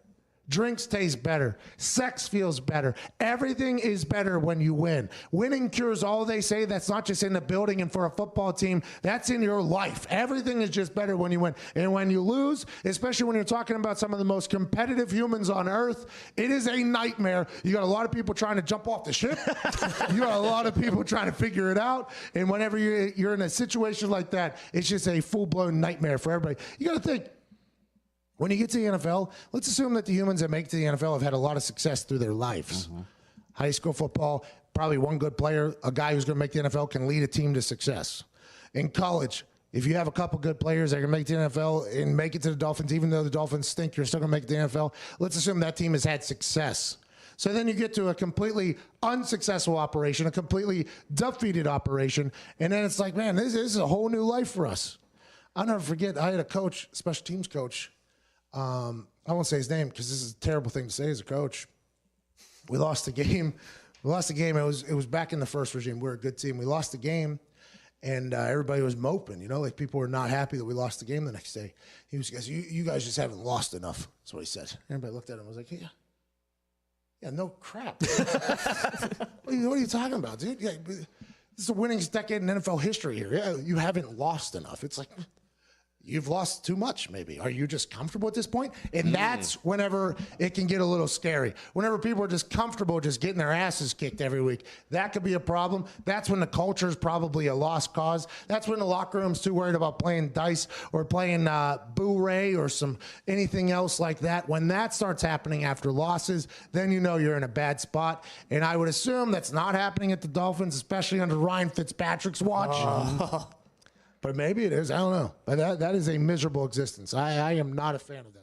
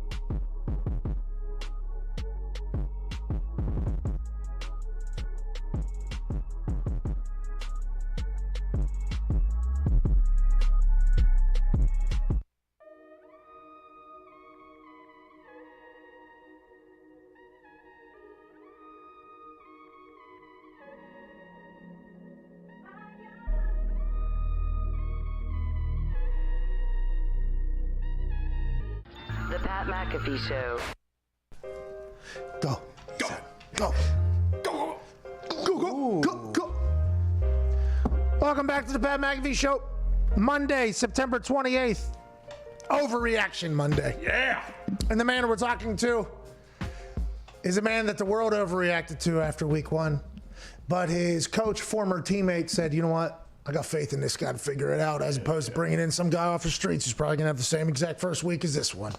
And I'll tell you what, that has paid off for Mike Vrabel and the Tennessee Titans, coming fresh off of a 6-for-6 game.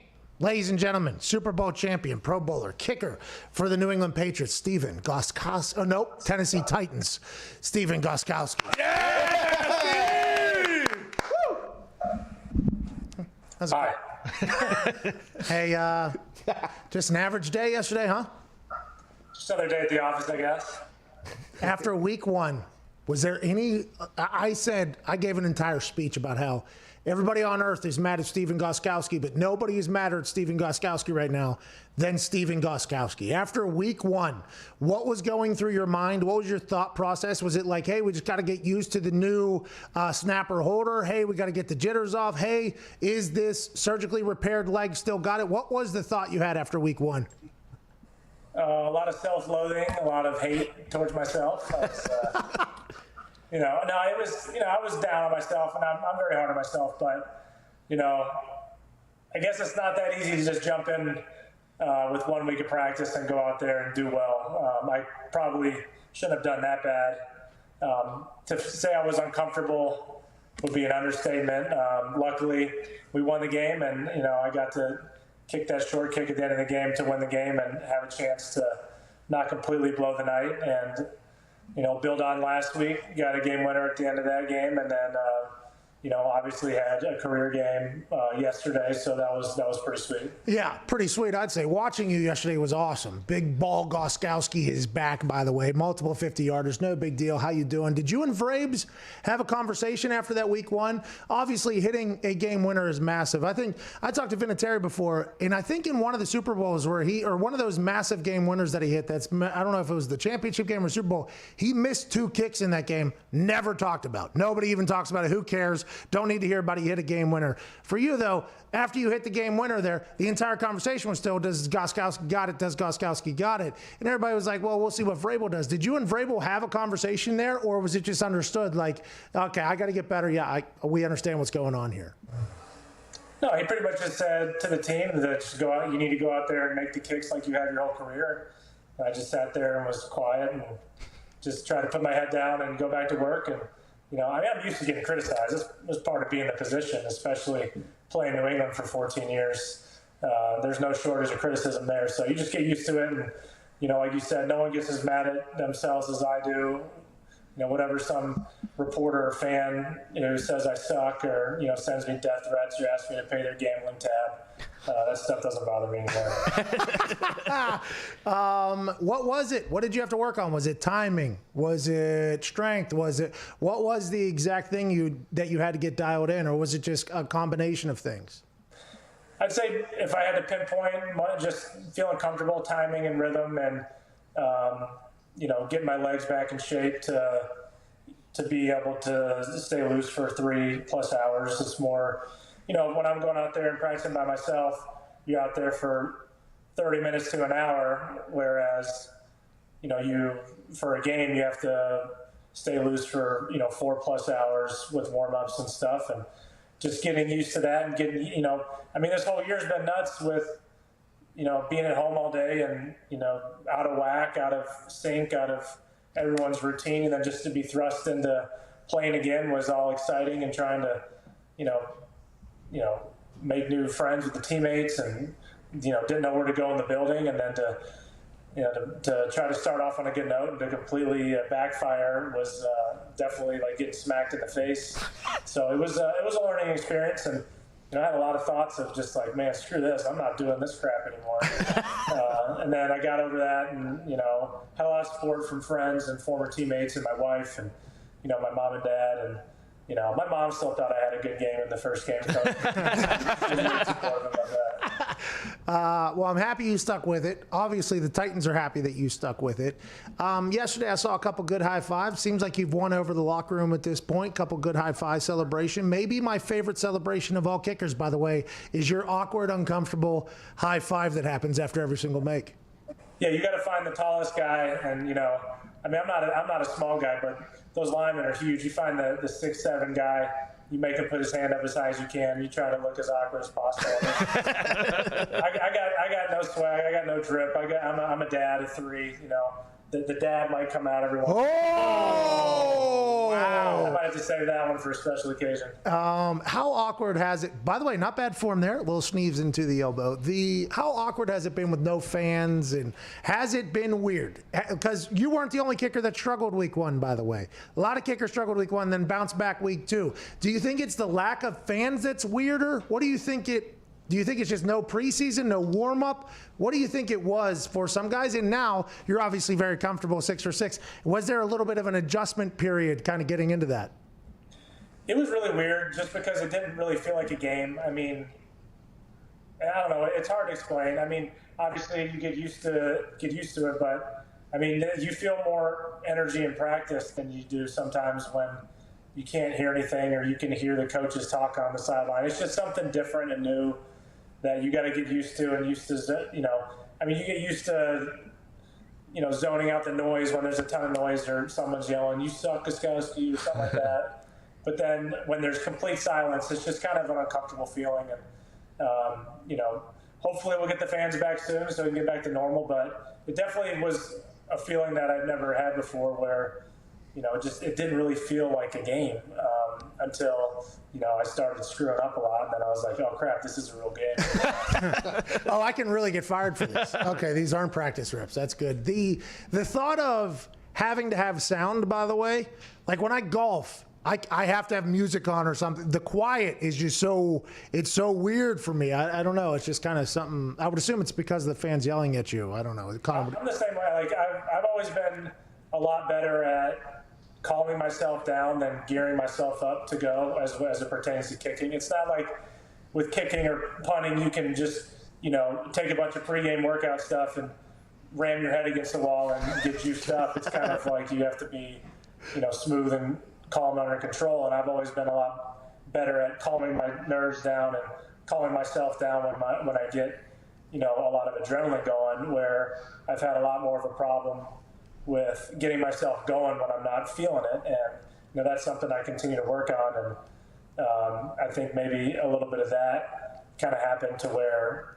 maybe I was a little too nonchalant about the whole game. And, it's in the past now, so I'm kind of done talking about it. Yeah, absolutely. We're moving past it. But year 15, now is probably a good time to learn how to, this is going to really help you going forward, whenever you maybe I'll give a little more emphatic high five. Yeah, that'll help. What's going on, Steve, you and Mike Vrabel both played for Bill Belichick. Do you see similarities between the way Vrabel and Belichick run things and how their coaching styles are? I mean, I've only been there for 3 weeks, so it's kind of hard to get a true feel. But, the Mike that I knew doesn't seem to have changed. He's a great coach. Gets the attention of all the guys, and he's demanding and he's firm and he's very witty and funny, and he's a ball buster for sure. So it's been a cool thing to see, and I played with him for 3 years, but it's not like I was in position meetings with him and stuff like that. So it's kind of cool to be be coached by a guy that you played with, but. It's hard to compare coaches, especially in my position. They kind of just leave me alone. True. Does he just have a big old – I think of Vrabel, I think of him just having a big old chaw just in his mouth at all times. Yeah. Just like one of the biggest packs ever of all time, just ready for it. Well, you can't talk about who does and who doesn't dip on the team. Smart. True. Smart. I mean, you just went 6 for 6 yesterday. I think today's the day you could probably let some things fly if you really wanted to, but I'm happy that you didn't. Ladies and gentlemen, he's all the way back. Can't wait to watch it for the rest of the season. You're the best, brother. Thanks, man. High five. Hey. Ladies and gentlemen, high five, Steven Gostkowski. Yeah! Thank you, Steven. See you, buddy. That's crazy to think about him just getting dropped in there. Yeah. Hey, welcome back. And then that guy's played, by the way, every game he has played has mattered. Mm-hmm. This is what I talk about with, who's your guy up there in the Lions, the kicker? Jack Fox? No, well. Jason Hanson. Yeah, Jack Fox. Shout out to Jack Fox, too. He's having a hell of a start up there for the Lions. Good for him. Yes, not Fox's him. cousin. Hanson, though. Jason Hanson, who is a legendary kicker for the Detroit Lions. I think he was there like 21, 22 years or something like that. Yeah, third best player of all time for the Detroit Lions. Bingo. Guy's a stud. He was very good for a long time. He used to run like 75 yards for kickoffs. Every time I had to reenact it in practice, I had to start like the end zone. He was awesome. The guy was a legend in the kicking world. But literally, none of his kicks mattered. Yeah. Like, hey, if we win, we win. If we lose, we're going to lose again next week. So never really, no offense to the Lions, okay? But. No offense to the Lions. That's okay. Or to Jason Hanson. But for a lot of his kicks, nobody cared Didn't mean shit. what happened, right? Now, granted, you want to make your kick. You want to be as great as you possibly can. He played for a long time. He had to be great for a long time. He had to be consistent for a long time.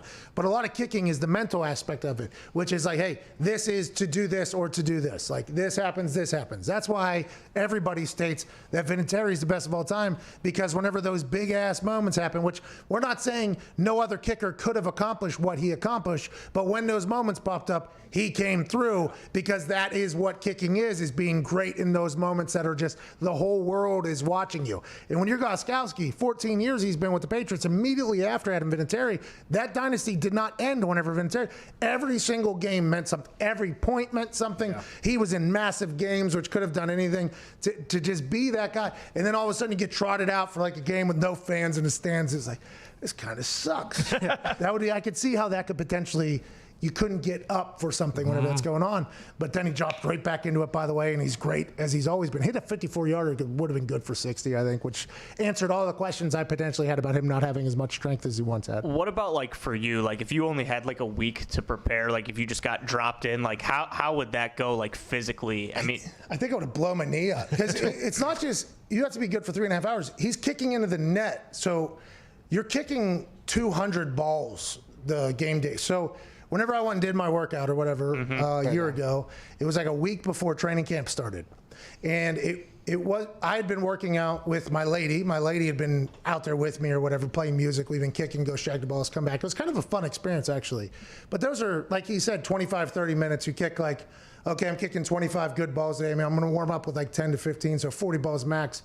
And then whenever you get into training camp, it's like, okay, you got warm-up balls, you got drill balls, you got practice balls. It's like probably 50 to 60 balls you're hitting each day. Then when you get to a game, you got warm-ups. Then you got to hit the ball on the sideline and stay warm into the net, which is probably another 40 balls. Then you got game balls, and you got halftime. So you got to be able to kick like 100 balls at a time. And whenever I went and did that workout, we went through like a full, like, hey, if I was to go and join this team and it was to happen tomorrow, here's how many kicks I would have to do. And my knee was just like, no, we are not jumping back into this fucking thing. Literally on the plane ride home, my knee just blew up, and it was like, all right, well, can't do this, I guess. And now, granted, if I would have prepared for more than like 3 weeks going into that, would my knee that had been through 2 years of benders and a lot of things happening and terrible food and lack of exercise, would it have been able to? Probably. But just getting dropped into that moment, it's not only mentally like, oh, okay, we're back in this thing, which Gronk could have potentially had, by the way. And he did look like he was completely out of it this week because they were targeting him a lot more. He was getting into the game. He got hit a couple times, made some plays, and he made an insane catch that was out of bounds. So it feels like Gronk potentially had that where like, oh, we're in a game. Like, you got to get back into the head space of it as opposed to the body space. But for the kicker, your leg, it's got to be in. Hey, you got to be in shape here, bub. You're going to keep going. And if you aren't, you are going to suck. And that is exactly what happened. He had a nightmare there. That's a nightmare for Stephen Gostkowski. And then he got it fixed right away, which is good for him. I probably wouldn't have. Well, and when you're kicking into the net during the game, is there any way to tell, like, oh, okay, that was a good ball? No. Like, you're just kind of booming it, right? Oh, yeah. You're just like, oh, I think that was good. I missed the net one time, almost killed a guy. Well, you knew that one. Good ball. Yeah. Good ball. Got it very quickly. Hit it. It actually scraped the top of the metal top thing, so it continued to spiral, but it took a little bit off. landed on the other side by where the net was. A doctor was standing there.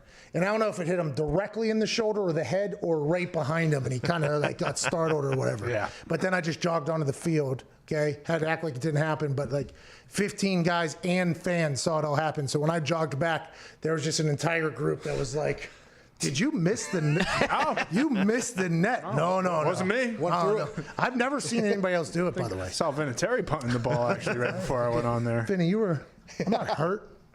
I'm not hurt, dude. If you get rid of the kicking net and add something else, what would you add? You just make the kicking net better. There's been adjustments to the kicking net, which has been a big deal to the kicking net. Because those original kicking nets were difficult. I ended up with my shit in the thing. I mean, it was just like, it was good, but it wasn't really. I mean, if you're really practicing to punt a ball, you're trying to punt that son of a bitch up. In the nets, at the beginning of the old nets creation, where you had to hit them straight out. So you're almost practicing like a bad punt just so you could stay warm, and then you go in. So then they created these new nets that came up over top. But if you swung through it all, your foot would get stuck in the thing. Now you're falling on the side. So it wasn't until like net 4.0 or 5.0 where it was like, this is a good net. Like, this is a good idea. So the idea and the concept was much better than the execution until like round 5, round 6 of said net. And then there was a time where I didn't even think about this. I should have, where you turn the net with the direction that you're punting.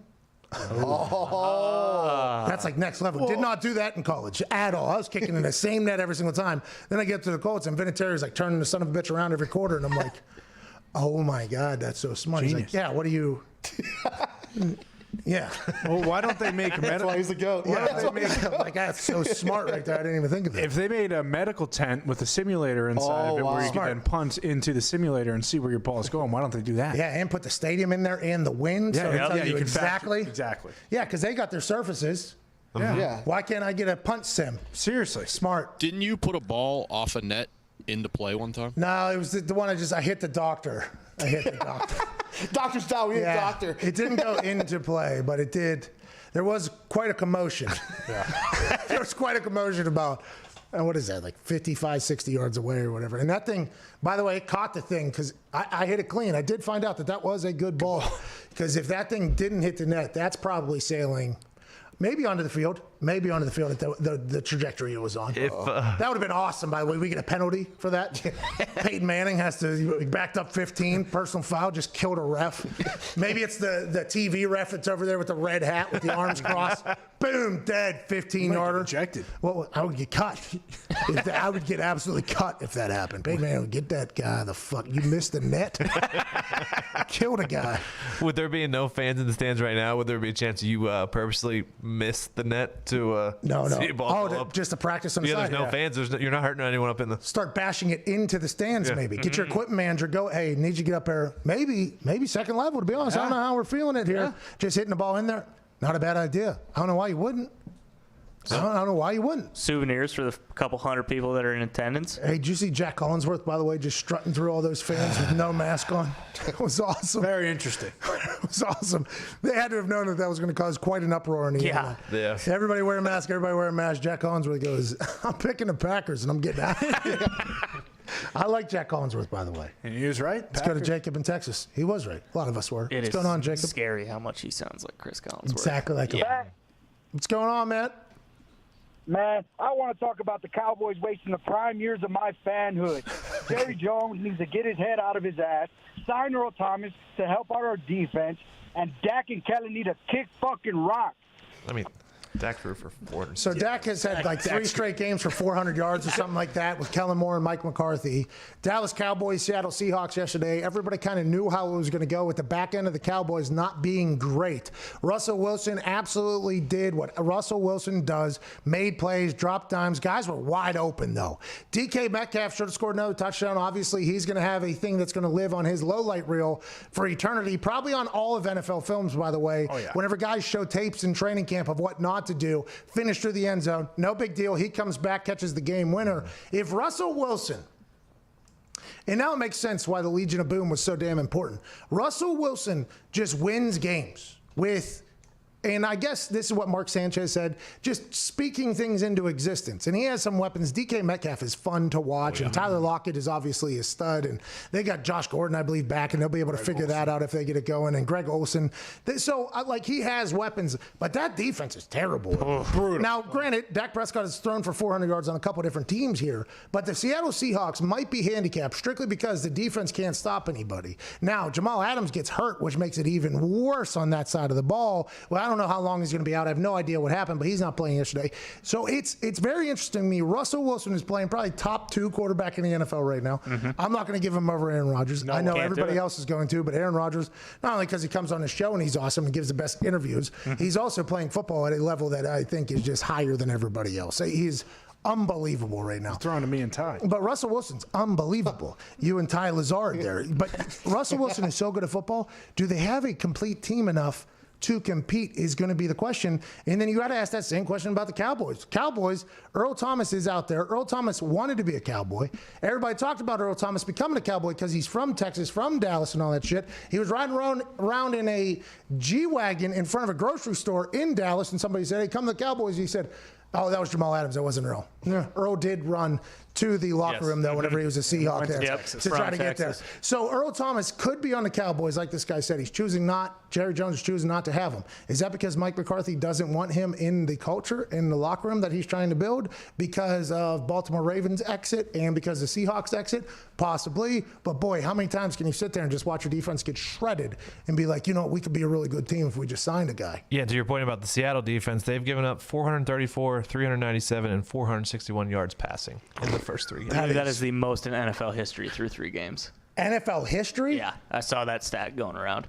Good for Dak being a part of that. That guy said get rid of Dak. Dak's a part of an NFL record on a team. How about it? How about it? Were you surprised that the Cowboys didn't feed Zeke a little bit more to keep it out of Russell Wilson's hands? It seems like they do get pass happy and they just completely avoid the run. Last year they did the same exact thing. So last year was the same exact problem when Jason Garrett was there with Kellen Moore. It was like nobody understood why they all of a sudden became this incredible Texas Tech almost running gun offense wide open. Here we go. We're going to throw it. We're going to throw it. Then Dak had his best year yet. Everybody's like, okay, Dak can be a guy that you can build a team around, even though you just paid a running back to potentially be a pillar of your offense. So then this year, early, they give Zeke the ball, have success. And then I feel like with McCarthy, though, now Kellen Moore also quarterback. You got 2 people that love seeing big numbers for their quarterbacks. Oh, yeah. And if they start having a little bit of success, especially against the Seahawks, who was banged up in the back end, you know, and you could throw for a lot of yards on them, I feel like that's something you'd be difficult to cut off if you're the play caller. If you like seeing big numbers next to your quarterback and that's what you think is going to be what gets you paid and you're having success, it's going to be very difficult to not do that. But, man, you keep Russell Wilson off field, that's probably good news. So there's a lot of that in the world, though. Like, hey, have success running the ball. The only team that really stays committed to it is the Tennessee Titans. The Tennessee Titans will run the ball. They will run the rock. Even if they're down, they know Derrick Henry at some point it's going to catch on. He's like Novocaine. Eventually it's going to work. That is really what the Tennessee Titans. Everybody else, if they have a little bit of success passing, it feels like they're like, okay, here we go. This is what we're going to do. And the running back just becomes a screen option, a check down option, everything like that. Good news for Seattle and that running game. Chris Carson, who got gator rolled, his knee is supposed to be okay. Yeah, and Pete Carroll just came out and said he was pissed off about the gator roll, and I think everybody was. Yeah. That was one of those things that just Bush League there. Now, Cowboys D tackle Tristan Hill was the one doing the gator roll that we all learned about from Steve Irwin as a child. He will likely be fined but not suspended for rolling with Carson's leg. Chris Carson has a sprained knee, they said. That'll be week to week, I'd assume. It'll get x-rays, and they'll try to treat it and all that shit. But that should not happen on an NFL field. Now, I've made tackles, okay? I've made tackles. Plethora. I've gotten hit before.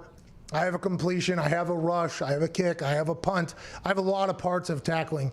But I am parts of football. I'm not saying I am the authority on how NFL players should act, okay? That would be the least self-aware thing I potentially have ever said into a microphone, okay? You do whatever you got to do. But it does feel as if there's always been this understanding of, hey, we're not trying to take people out. And it felt like that was taking people out. Now, back in the day, those hits over the middle, there used to be monster collisions where guys would literally try to kill each other, but that was just a part of the game. Like, hey, that's the way the game goes. You could get got in there. Eventually, you're going to get got. You just got to get yours more than you get got, though, in those big type of hits. But whenever you're talking about shady ankle rolls like you're Kurt Angle trying to get that thing, that is just something I think nobody appreciates. So I would assume that guy is probably going to get some. Like, I would assume he's probably going to get some from people, not just from Seahawks players. I would assume the rest of the NFL is going to be like, hey, this guy's a dirtbag, this guy's a scumbag. But that guy might not care, to be honest with you. If he's doing that, do you think he gives a single damn? Probably not. I mean, that guy's trying to rip his leg off like a chicken bone. That guy is trying to rip his leg off at the knee, and that's wild. You normally wouldn't think that would happen, especially in the world that we're in right now where it's going to take all of us as the big mantra. I just don't know how that human fits in, but that's tough. That is not a good look. If we know anything about scumbags, they love to be scumbags. So this guy is a Hall of Fame scumbag. He's going to be a scumbag. That really did feel like a scumbag move. Oh, yeah. Well, and then he had the blatant head-to-head hit on Russell Wilson right after that. Kind of just cost him, by the way. Yeah, it did. Cost him. So that's the type of thing Mike McCarthy might be like, okay, not only are you disrespecting the game, okay, now you're costing us a game, too. Go ahead and get out of here. What are you doing down there around the ankles? Don't do it anymore. Hey, why don't you go down Dwayne Johnson's league? Let's go to Jack in New York. What's going on, Jack? How you doing? Keep it moving. Oh, got him. All right, let's get it going. The Jets have been absolutely terrible for the past 3 weeks. Let's be honest. 2 years. Decades. No, just 3 weeks. 3 weeks. Do you think they are contenders to go 0-16 this year? I think it's going to be tough to win 3 games, which is what the Chicago Bears already won. So the Chicago Bears are not. I don't think they win 3. I think they'll win a game. Like the game we won, or the year we won 2-14, there was like 9 games where it was a 1-score game. 9 games where the ball could have bounced a different way, or a pass could have went somewhere else, or maybe the pick that was thrown right to the corner's hands didn't happen. Like, there was a lot of situations like that where we could have won. So I think the Jets potentially win a game or 2 just because it's going to happen. Like, I feel like it's going to happen. But I don't think they get more than 3. I don't think. I think their best chance may be Thursday against the Broncos. Yeah. After that, it's. By the way, short week. We don't have a lot of Gase fucking up Darnold. Like, hey, let's just go with what we got, what we can do the best. Let's go for it. In the Broncos, I think they have everybody hurt. Yeah, a lot of guys. I think every human's on their team is hurt, and Blake Bortles might be playing. Hey, Jeff Driscoll, I mean, he can sling it. He was running around on that Buccaneers defense. I like Blake Bortles breaking things down for him, by the way. Blake Bortles went and became a backup over in L.A. Now he's back up in Denver. Looked like the old esteemed vet over there. Like, hey, think about this maybe, Jeff boy. Maybe try this. Mitch should really take a look at Blake's career and start to take some notes there. Well, I think they're all hoping they could be Ryan Fitzpatrick one day. Yeah, that's the goal. That's the goal for them. Do you remember when somebody came after us for saying Gardner Minshew might be the next Ryan Fitzpatrick? Yeah, massive compliment. Yeah, huge. I think it's a massive compliment too. Oh, so you're going to earn $75 million and you're going to have the brain of a Harvard man? But I was told, in the heart of a plumber, but I was told, like, no, don't put that on him. I'm like, what? Oh, okay. If I'm Ryan Fitzpatrick, I'm pretty pumped. Like, hey, I've been on teams that stink. And I've kept them right there in purgatory. I still got a job. I didn't make them better. Didn't make them worse. But I balled out, though, didn't I? That's right. And I had a great time. Made $75 million playing the football when most of my Harvard grad friends, although they'll probably end with $100 million long term. Maybe. Right now, they're still just cooking in this entire. Beat the Jags with 6 different teams. I mean, holy shit. In 2016, candidates began crafting the pouch and mouth for California's recreational market. They were no strangers to the industry, and their blue-collar roots made them familiar with the tobacco dip.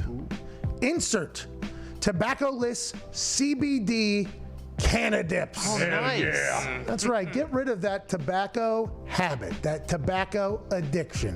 Whenever you put a patch in your mouth, you don't know what you're getting. But with CBD Canadips, you're putting some magic in your mouth. And it's not only just a replacement because it's something else in the pouch. No. It feels, tastes, and spits the same. Ain't that right, Todd? Absolutely. You were a patch guy for a long time. Oh, yeah, long time. Long time. You made the switch after many, many companies saying, no, we're a good replacement, we're a good replacement. This one finally came through. Why? Well, I mean, it actually feels like you're putting a chaw in. You don't have sticks and stems down there, and it does taste delicious. Okay, go to CannadipsCBD.com. That's CANNADIPSCBD.com and use promo code LIPBOOMERS and get 15% off your first order of tobacco-free pouches.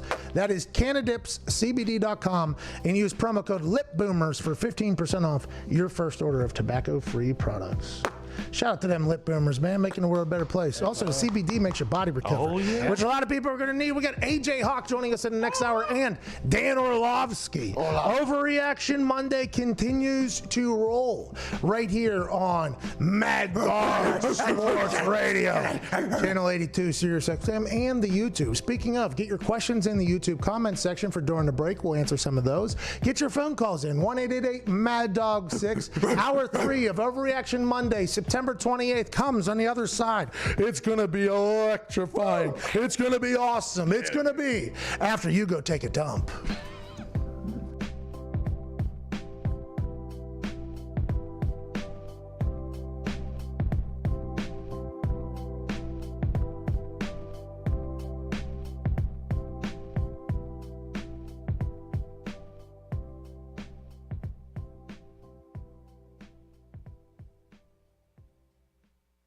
Did you have a good weekend betting?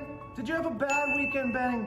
It doesn't matter because time after time after time, FanDuel Sportsbook gives you chance after chance to win thousands and thousands of dollars. Tonight's chance is a same game parlay, Chiefs Ravens. Same game parlay, what's that? It means you can bet the over, the under, the money line, the spread, up to the first touchdown score. Anything in this parlay, you win all of those things and you can win thousands. I did a 9-team parlay here to win $15,000. That's what FanDuel does for you. $10 risk-free. $10, what's $10? Risk-free. It doesn't matter if you win or lose. $10 risk-free. Same game parlay, only on FanDuel Sportsbook. Tonight, Chiefs, Ravens.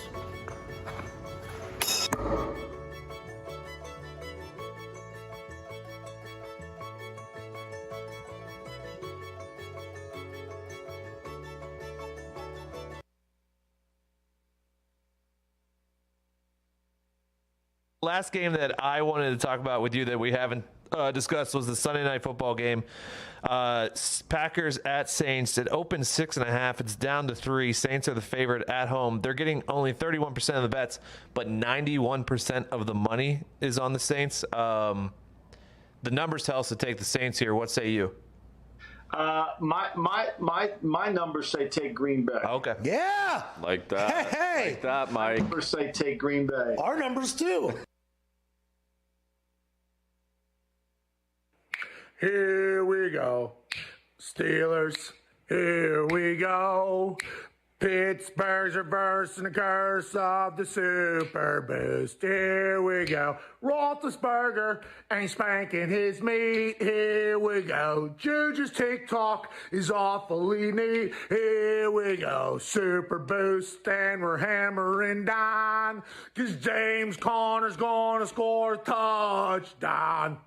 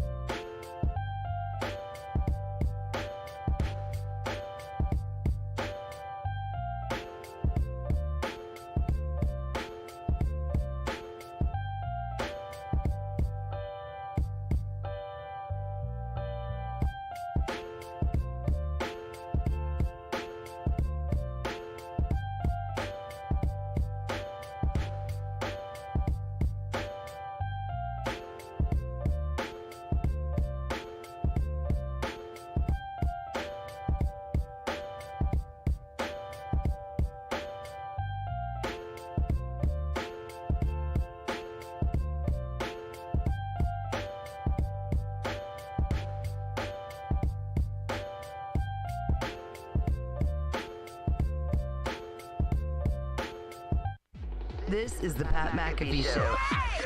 I'm Mad Dog. Welcome back to the Pat McAfee Show. Welcome to an hour that is lovely referred to as McAfee and Hawk. Joining us now is a Super Bowl champion and national champion, fresh off of calling an electrifying college football game this weekend. Ladies and gentlemen, former member of the Green Bay Packers and the Ohio State Buckeyes, Mr. Aaron James Hawk.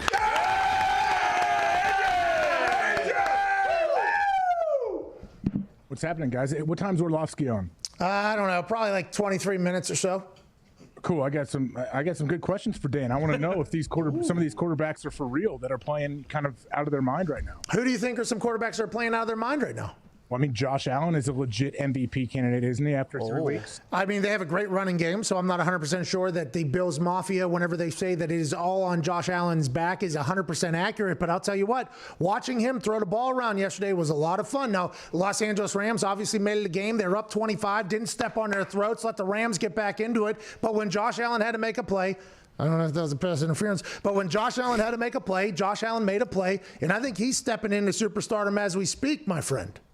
Yeah, I think it was good to see from both teams. Like you said, the Rams making the comeback and then the Bills finding a way to win. And like you said, who knows if that was pass interference or not. I'm sure it depends what team you're rooting for. What do you think, Pat? Sure didn't look like. I mean, I made an entire video about it, but then as soon as I put the video out about it, because remember, you used to be able to challenge something like that. Mm-hmm. But the guy that was in charge of ruling whether or not it was pass interference whenever you challenged it to potentially help out the eyes on the field and to make the game a better game and a more efficient game, and knowing that a pass interference call is detrimental to the entire game, the guy that was put in charge of this brand new challenge, this brand new rule, was drunk behind the wheel and drove it right off a cliff. His name was Alberto Riveron, ruined the call, can't challenge it anymore, and now the game is not better because of it. But I'm not even sure they would overturn the call on the field. It was just a matter of a fact of a ref saying, hey, I want to decide the outcome of this game. I'm going to go ahead and call it, because it felt like it could have been on both sides, to be 100% candid there.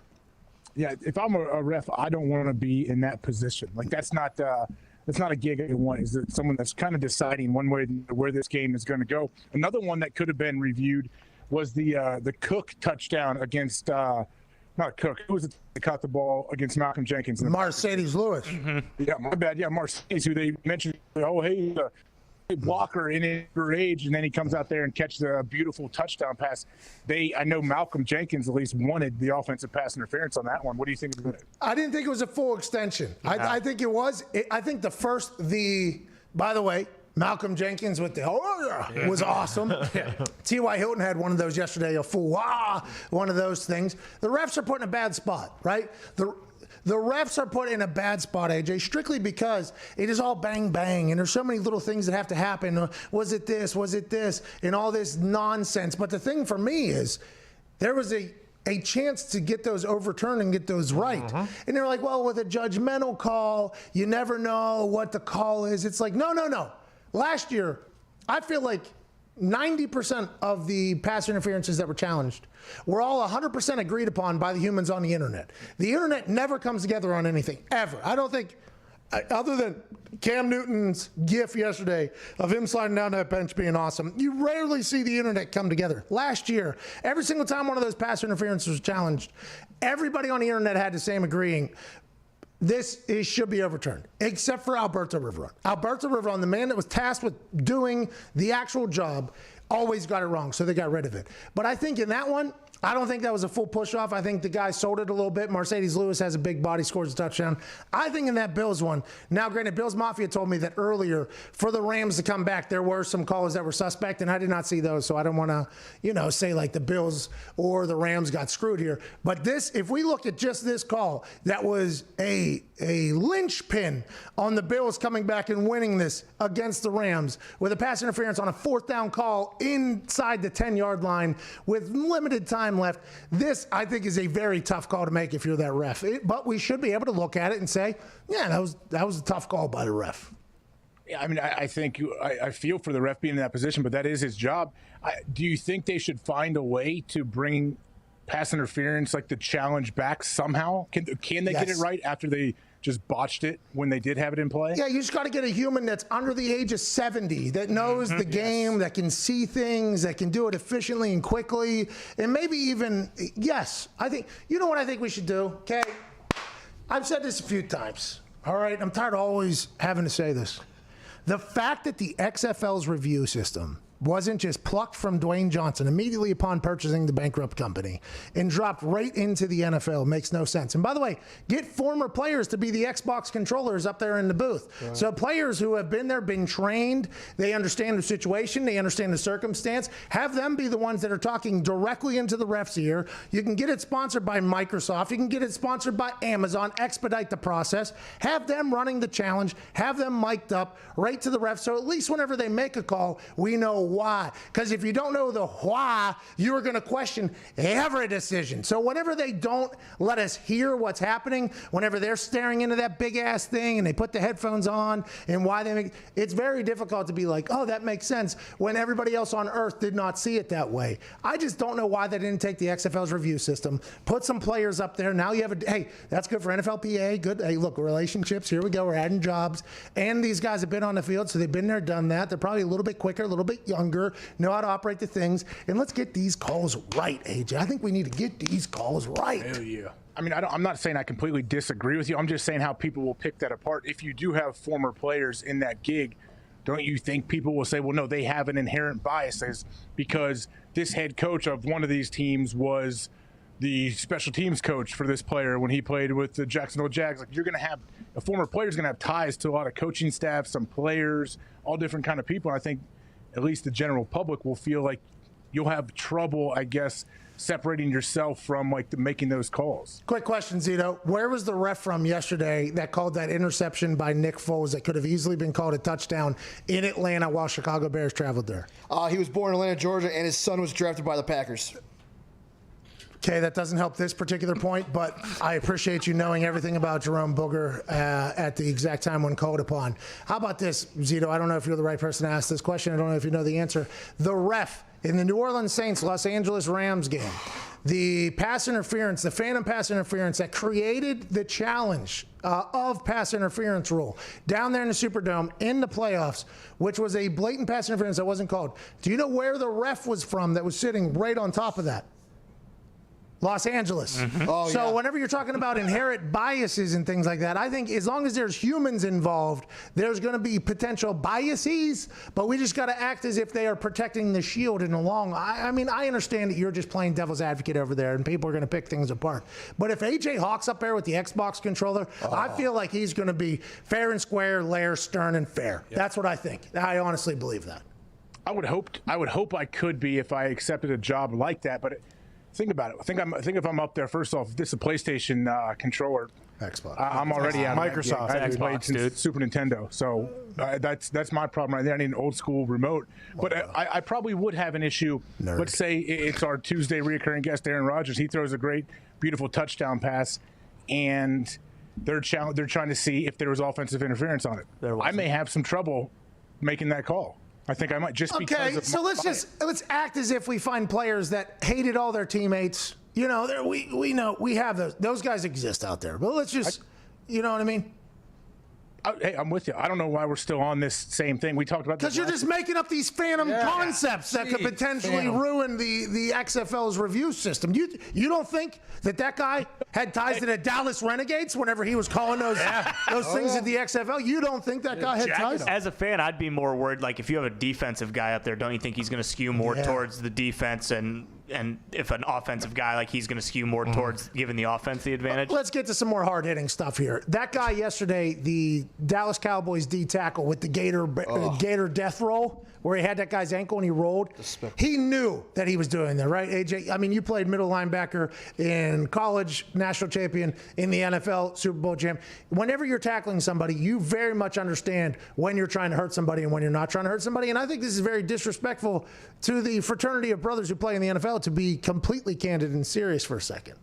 It absolutely is. And there's like a, and I don't want to call it unwritten rules or anything, but there's a code that NFL players kind of live by. And as violent and crazy as it seems at sometimes, like, even the dirtiest player that's out there, like even the guys that seem like the most vicious people alive, like they're not trying to do things like this to, like, on purpose, intentionally harm somebody by gator roll, like an extra 2 or 3 rolls. That's what it was. Like, no, a gator roll, you have to. If you're making a tackle in the open space, or say you have an angle tackle and the guy can run, you got to dive, you got to slide down his legs and gator roll. That's how they teach it. But that's when you're moving. Like, when the guy is down and you still roll a couple extra times, yeah, that's usually when a big brawl will break out. You look back, and there's some guys that step on players. You know, we talked to Aaron about that back in 2000, whatever 12 it was, or 2008, whatever year it was.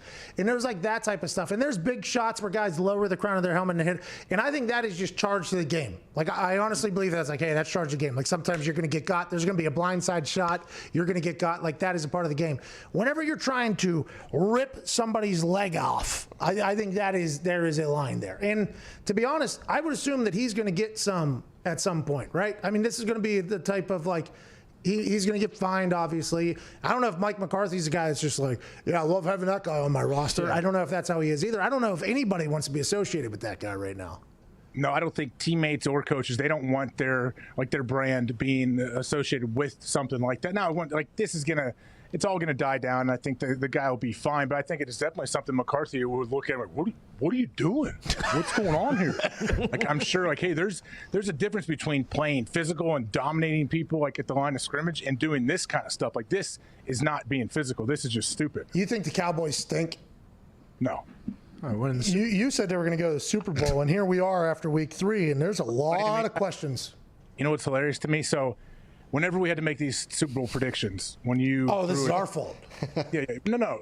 I'm glad we did. I'm glad I did make these predictions. But people think I'm so tied, like people on the internet especially, whenever Dallas is playing, if things are going bad for them, how people tweet me, oh, you're just upset. You're not going to pick against them because they're your Super Bowl pick. Like, first off, if Dallas wins the Super Bowl this year, guess what? Guess what I get? Nothing. If they don't win the Super Bowl, I get nothing. It does nothing. What? Either way for me, it doesn't matter. I'm not that biased. Like, I have to have the Cowboys win so my 6 months before pick comes true. Yeah, okay. Yeah, we know you're pissed, dude. Yeah. We know you're probably getting a ring, too, for down there. That's how Jerry operates, by the way. That's why everybody talks about the Cowboys all the time. Yeah, because everyone gets rings. Hey, I don't get cramps in my hands writing checks, and I also don't get lazy when I'm tossing out Super Bowl rings.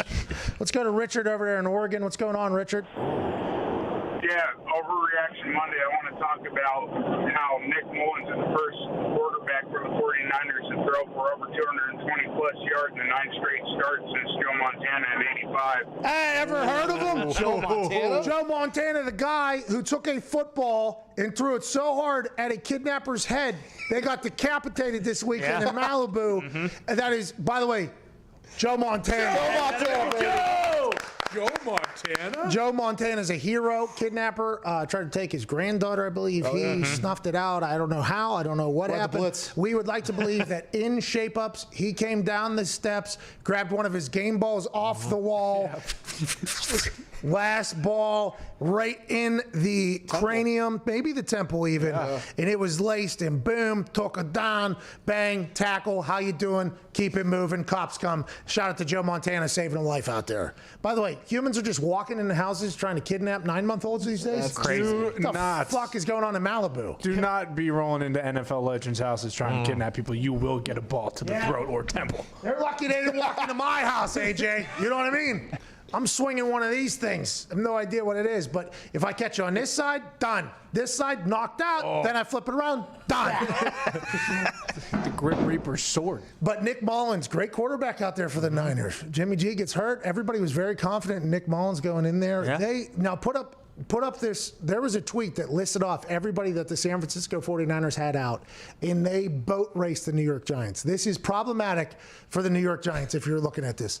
The 49ers are missing QB 1, running back 1, running back 2, tight end 1, tight end 2, wide receiver 1, cornerback 1, cornerback 2, cornerback 4, defensive end 1, defensive end 3, defensive end 4, defensive end 5, linebacker 2, wide receiver 4, wide receiver 5, center 1, up by 10 at halftime, win by 27. That is a tough day to be a Giant, but it's all because Nick Mullins is a stud, rallied the troops. Shanahan's out there coaching his ass off, and that is a long day for the Giants, but quite a steal of a victory for the San Francisco 49ers.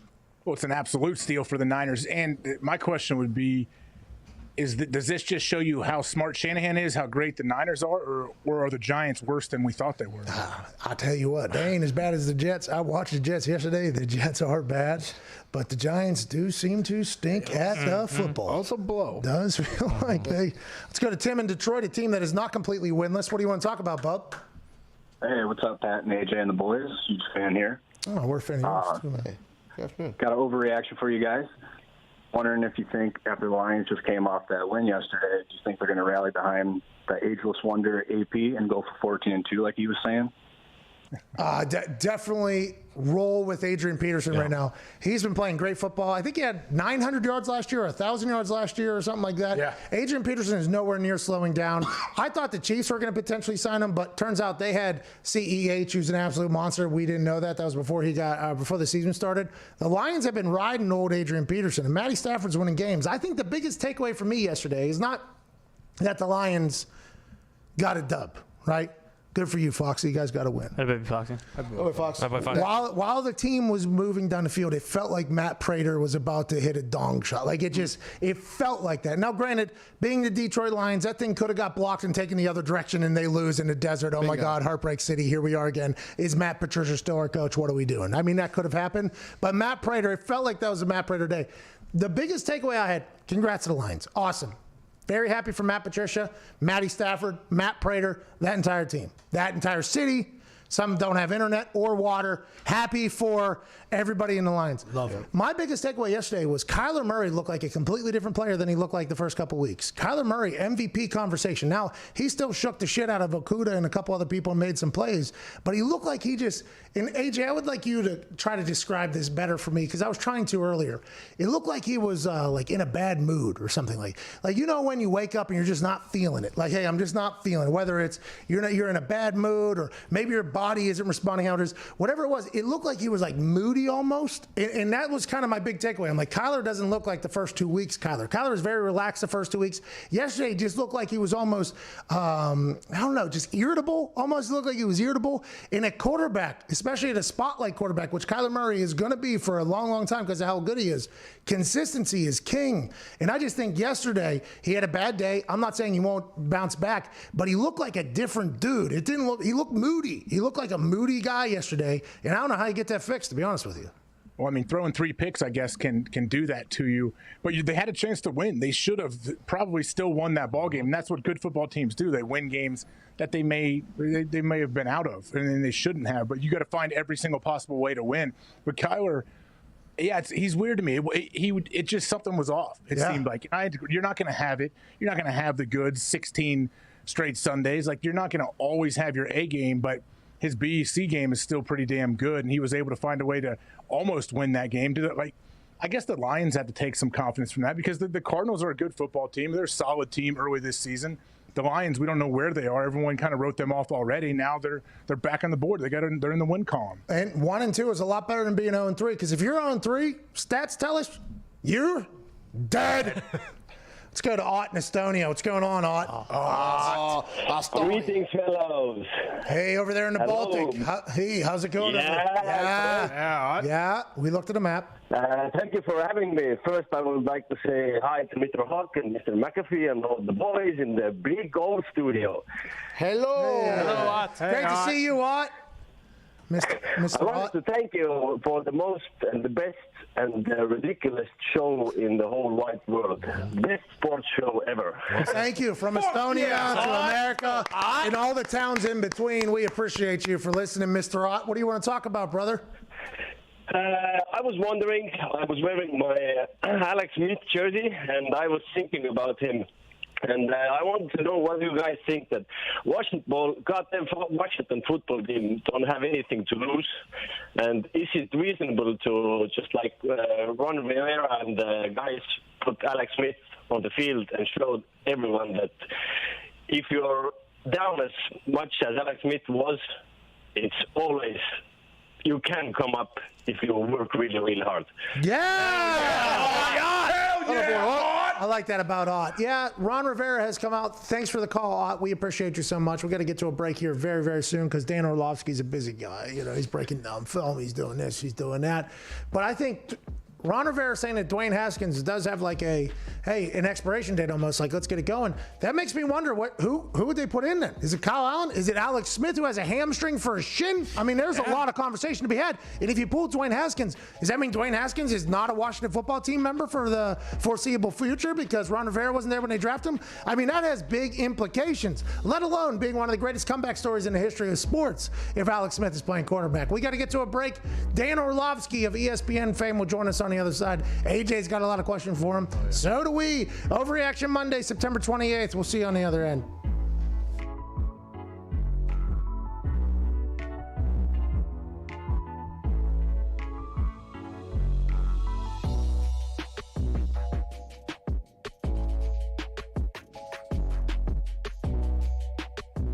Before we get into the actual on-ice stuff, some quick little breaking news off-ice. Big news, actually.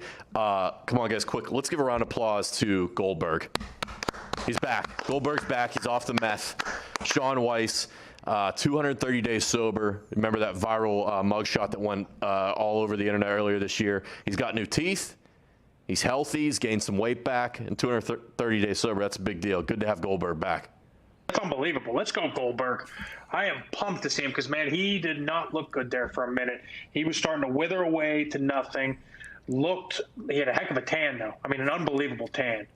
But, man, I'm glad he's back. I'm glad he gained some weight back. I'm glad he's got new teeth. Maybe we get a D, what are we on, D4, D5? Is that where we're up next? They got a new series coming to Disney Plus, so maybe we get a cameo from him because they obviously did not cast him because of said meth. And I wrote him off. I thought he was minutes away from death. He looked like a corpse, but he's back. Aaron today said that basically Scott Stapp launched the career for Aaron Rodgers, and Scott Stapp then replied to Pat's tweet about it. So basically, Scott Stapp is now in our lives. Yes! Woo! The news today, it seems my life is going to change. I take it on, I take it by my side. I'm hearing on and all my faith with arms wide open. That's incredible. Boys, we did it. Hey, let's welcome him with arms wide open. We do. Scott Stapp, this is an open invitation. Whenever you want to come in, please. We love you, Scott. We love you, Scott. Love you, buddy. We love you, Scott.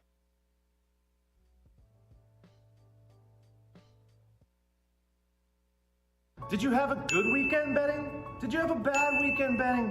It doesn't matter because time after time after time, FanDuel Sportsbook gives you chance after chance to win thousands and thousands of dollars. Tonight's chance is a same-game parlay, Chiefs-Ravens. Same-game parlay, what's that? It means you can bet the over, the under, the money line, the spread, up to the first touchdown score. Anything in this parlay, you win all of those things, and you can win thousands. I did a 9-team parlay here to win $15,000. That's what FanDuel does for you. $10 risk-free. $10, what's $10? Risk-free. It doesn't matter if you win or lose. $10 risk-free, same game parlay, only on FanDuel Sportsbook. Tonight, Chiefs, Ravens.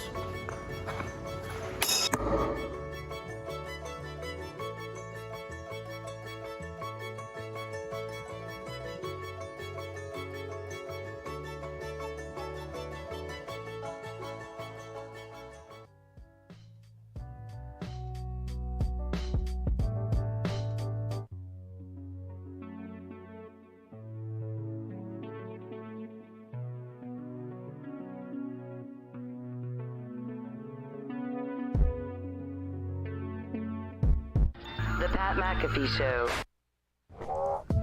That was a quick one. Thought it was a longer one. Welcome back to the Pat McAfee Show. McAfee and Hawk, Hour 3, Overreaction. Monday, September 28th. Be sure to hop on the $10 risk-free single-game parlay for tonight that FanDuel is offering. You can literally bet $10. If you lose, they'll give you your money back. If you win and you pick enough winners, you could win potentially thousands and thousands of dollars. Absolutely correct. Why wouldn't you try? There isn't a lot of legal gambling sites that allow you to do single game parlays. Normally you can parlay with different games. Single game parlay is a beautiful feature at FanDuel. Tonight you got a risk-free $10 one. Joining us now is a man who is an ESPN quarterback expert, pundit, also does color commentary for college football. Oh, nice. Called the WVU game this past weekend where WVU was allergic to scoring. Ladies and gentlemen, former NFL quarterback Dan Orlovsky. Patrick, is that FanDuel thing legit? Yeah, it's legit. $10, you could win a lot. Diggs has one that has like 11 different plays and it could win 15 grand tonight. I might have to dip my toe in the water. Well, Dan, all right, now that you're here, Dan, now that you're here, oh, you can't, well, you'll get your money back. You can definitely lose. It'll say L on your screen, but you will get your money back. Dan, before we talk about the weekend, let's talk about how you see tonight going. Patrick Mahomes, Lamar Jackson, both got better. Did the Chiefs get woken up by the Chargers a week ago? Is this going to be a high scoring like the Rams-Chiefs game of years past? What do you see this game going like, and how do you see it turning out? Yeah, definitely be high scoring. Listen, the Chargers always play the Chiefs difficult. They're just built schematically and talent-wise to play them well. That's similar to what San Francisco was. So I don't buy or read into too much of what last week was. It's fair to say the Chiefs have not looked like the defending Super Bowl champions. But I think the things that, kind of have held them back are really fixable, like Patrick in the pocket, him being just a little bit more comfortable, not drifting. They got to find a way to get some more explosive plays out of their screen game. That's something I'm paying attention to. I think it comes down to the Chiefs' defense handling space. The Ravens are one of the, if not the best team in the NFL offensively of creating space before the snap and then kind of attacking that space. You got to defend it really well and you got to tackle really well in it. And so if the Chiefs do that defensively, I think that they've got some matchups. I think Clyde Edwards-Helaire and Patrick Queen is a big one. Sammy Watkins, if he plays, is physical enough for Marlon Humphrey. So I'm going to take the Chiefs until someone beats them. They're the best team in football. Dan, what would you do, though, if let's say you're a D coordinator and you're trying to stop Lamar Jackson in this Ravens offense? What can you do? If you match up, you don't want anyone's back turned to Lamar. You can have one guy spy him. Good luck. Who's going to spy Lamar and actually be successful? Like, what kind of scheme would you run to give you the best chance? Nothing that Pat McAfee's doing right now. Scheme-wise, I think, first of all, you got to go, kill the mesh point. They have so many of those mesh points between him and the backs or the jet sweeps. You got to blow up the mesh. Second of all, make Lamar be the ball carrier inside. Don't allow the ball to get to the perimeter. And so I'd make Lamar either give the ball inside or be the ball carrier inside and dare them to commit to running the ball 40-plus times in the game. They create so many big plays by getting the ball on the perimeter. I would play bigger up front. I'd play bigger-bodied linebackers if I had them. I've got to trust that my secondary can play and keep the ball in front of them. But I think making them run the ball between the tackles, both Lamar and the backs, and not letting them get outside is where you start. Dan, last year, you lied about something that I said on the show Get Up where yeah, you did. True. Yeah, you did. I kind of I took your words and grew them. No, yeah, you twisted them, you misquoted me, and it was on Get Up, and I got buried by all of Philadelphia. You said, amongst other things and other people, that I said that Carson Wentz stunk. You took my name, you threw it in a trash bag, real dramatic. Oh, Dan Orlovsky, okay? I never said that. I said that the Eagles were so hurt. You told me in confidence. Oh, this guy. Okay, so now, hey, by the way, now if you were to quote me as saying that on TV, Philadelphia would be like, we're with McAfee. So it's crazy how much the world can change from that point till now. Even you, who is one of Carson Wentz's biggest fans, maybe the biggest fan, what is happening over there? And do you see a time where Jalen Hurts comes in and saves the day for the Eagles and Carson Wentz's days are done in Philadelphia? Do you see that day ever coming, Dan? Not anytime soon, no. Okay. They got way bigger issues than just quarterback. Listen, Carson's not playing well. He's very nonchalant with the football. Like, I don't like his nonchalantness right now where if you just watch him throwing the football, like he misses 4 or 5 throws yesterday where it's a bubble or it's a screen because he's very nonchalant with it. The interception, the body language, almost like, again, I keep going back to this phrase, nonchalant. Like, watch Rodgers right now, watch Russell right now, watch Tom and Josh Allen. Like, those guys are very deliberate with everything that they're doing. The look in their eye is very deliberate. And I'm not seeing that with his body language and kind of just the way he's throwing the football. So that's got to get better. But the reality is this, dude. Josh Allen, hold on. Josh Allen, you just put into that group right there? MVP of the NFL right now. Hang up. MVP of the NFL. Right? Aaron, have you seen Aaron Rodgers play football lately? Or have you seen Russell Wilson? Josh Allen. Yeah, I was the one who said Aaron Rodgers looked the best he has in 5 years week 1, and he disputed that. And I would go back and say it again. Just can't play better than Josh Allen. I mean, do you know what Josh Allen's doing right now, Patrick? I know they have a great run game, just like Green Bay. By the way, we're not going to talk about that. Have you seen who they've got a great run game? Do you see who they play? He's a big part of that run game. He's accounted for 13 touchdowns this year. He's the second best quarterback in the NFL right now in the fourth quarter when they're trailing. He's gone back-to-back weeks and had to carry his football team to fourth quarter comebacks.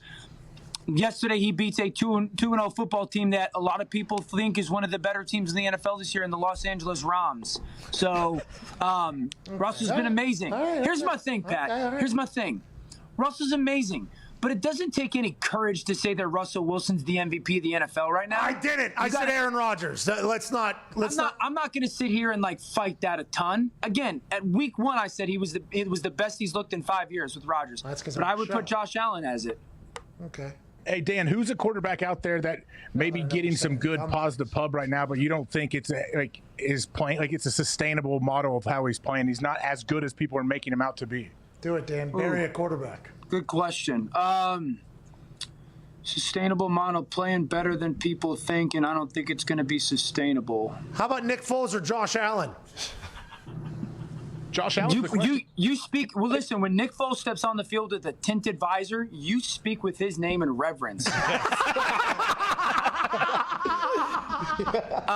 right, I'll throw one at you.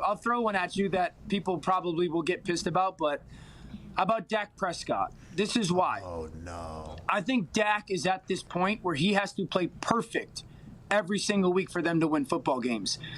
On draft day, when they took CeeDee Lamb with the 17th pick, I said that was a bad pick for Dallas. I got crushed over it because it has nothing to do with CeeDee Lamb. Their defense is really, really, really, really, really, really bad. And so Dak has to have this pressure of playing perfect every week to go win games. I've actually been in this situation before as the backup with Matthew Stafford where, Matthew would ball. He would go 30 of 40 for 300 yards, 3 touchdowns, and a pick, and we would lose 38-37, and we lose because of the interception. Or that's a big play in the game, and you go, gosh, I played really well, but we don't win the game, and my one bad play costs us the game. Dak was amazing yesterday, and he has 2 or 3 bad plays, and those 2 or 3 bad plays end up losing the football game. And so I just think that pressure of every single week having to be on perfect, on point, is something that's very difficult to sustain throughout the season. Great answer. That was a really good question by AJ. That was a great answer. Let's talk about Aaron Rodgers, shall we? You said week 1 he was playing the best football he's ever played.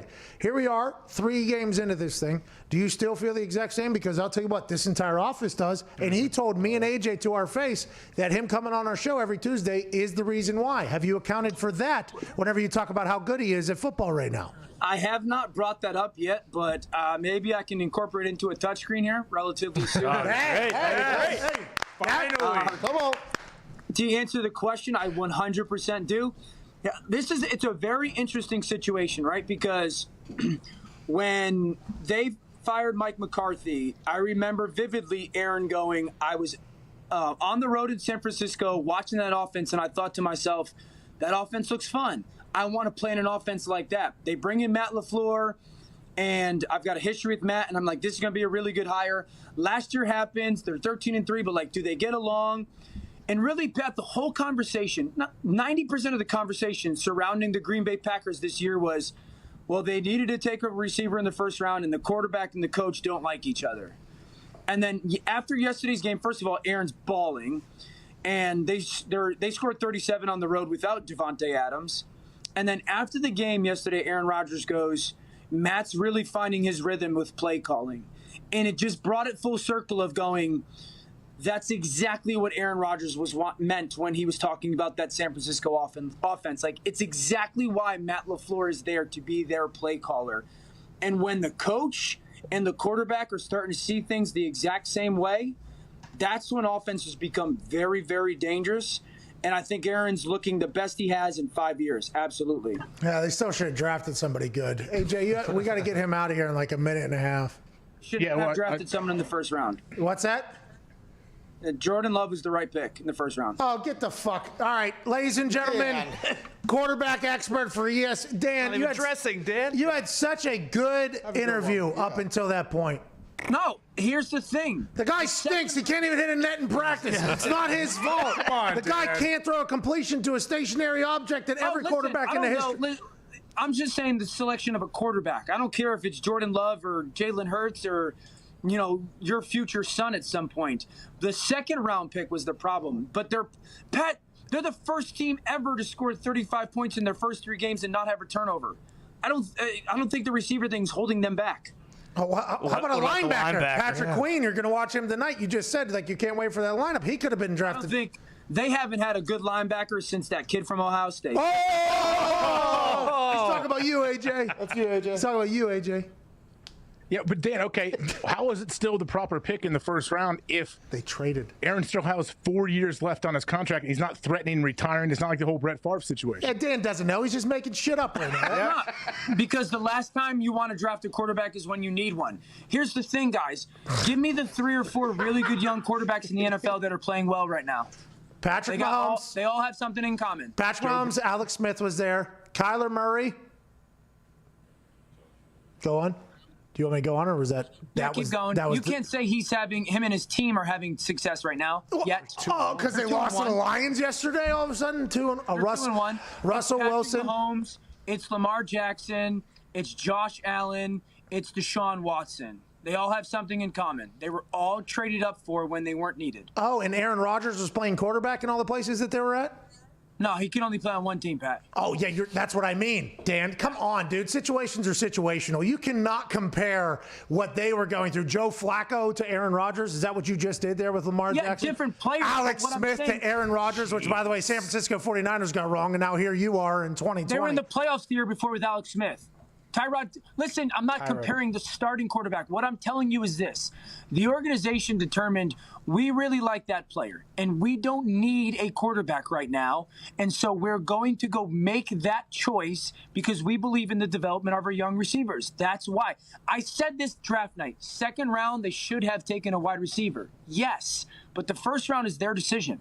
And it's proving that it wasn't a needed option at wide receiver. They can't stop a runny nose right now on the defensive side of the ball. Their defensive tackle didn't play.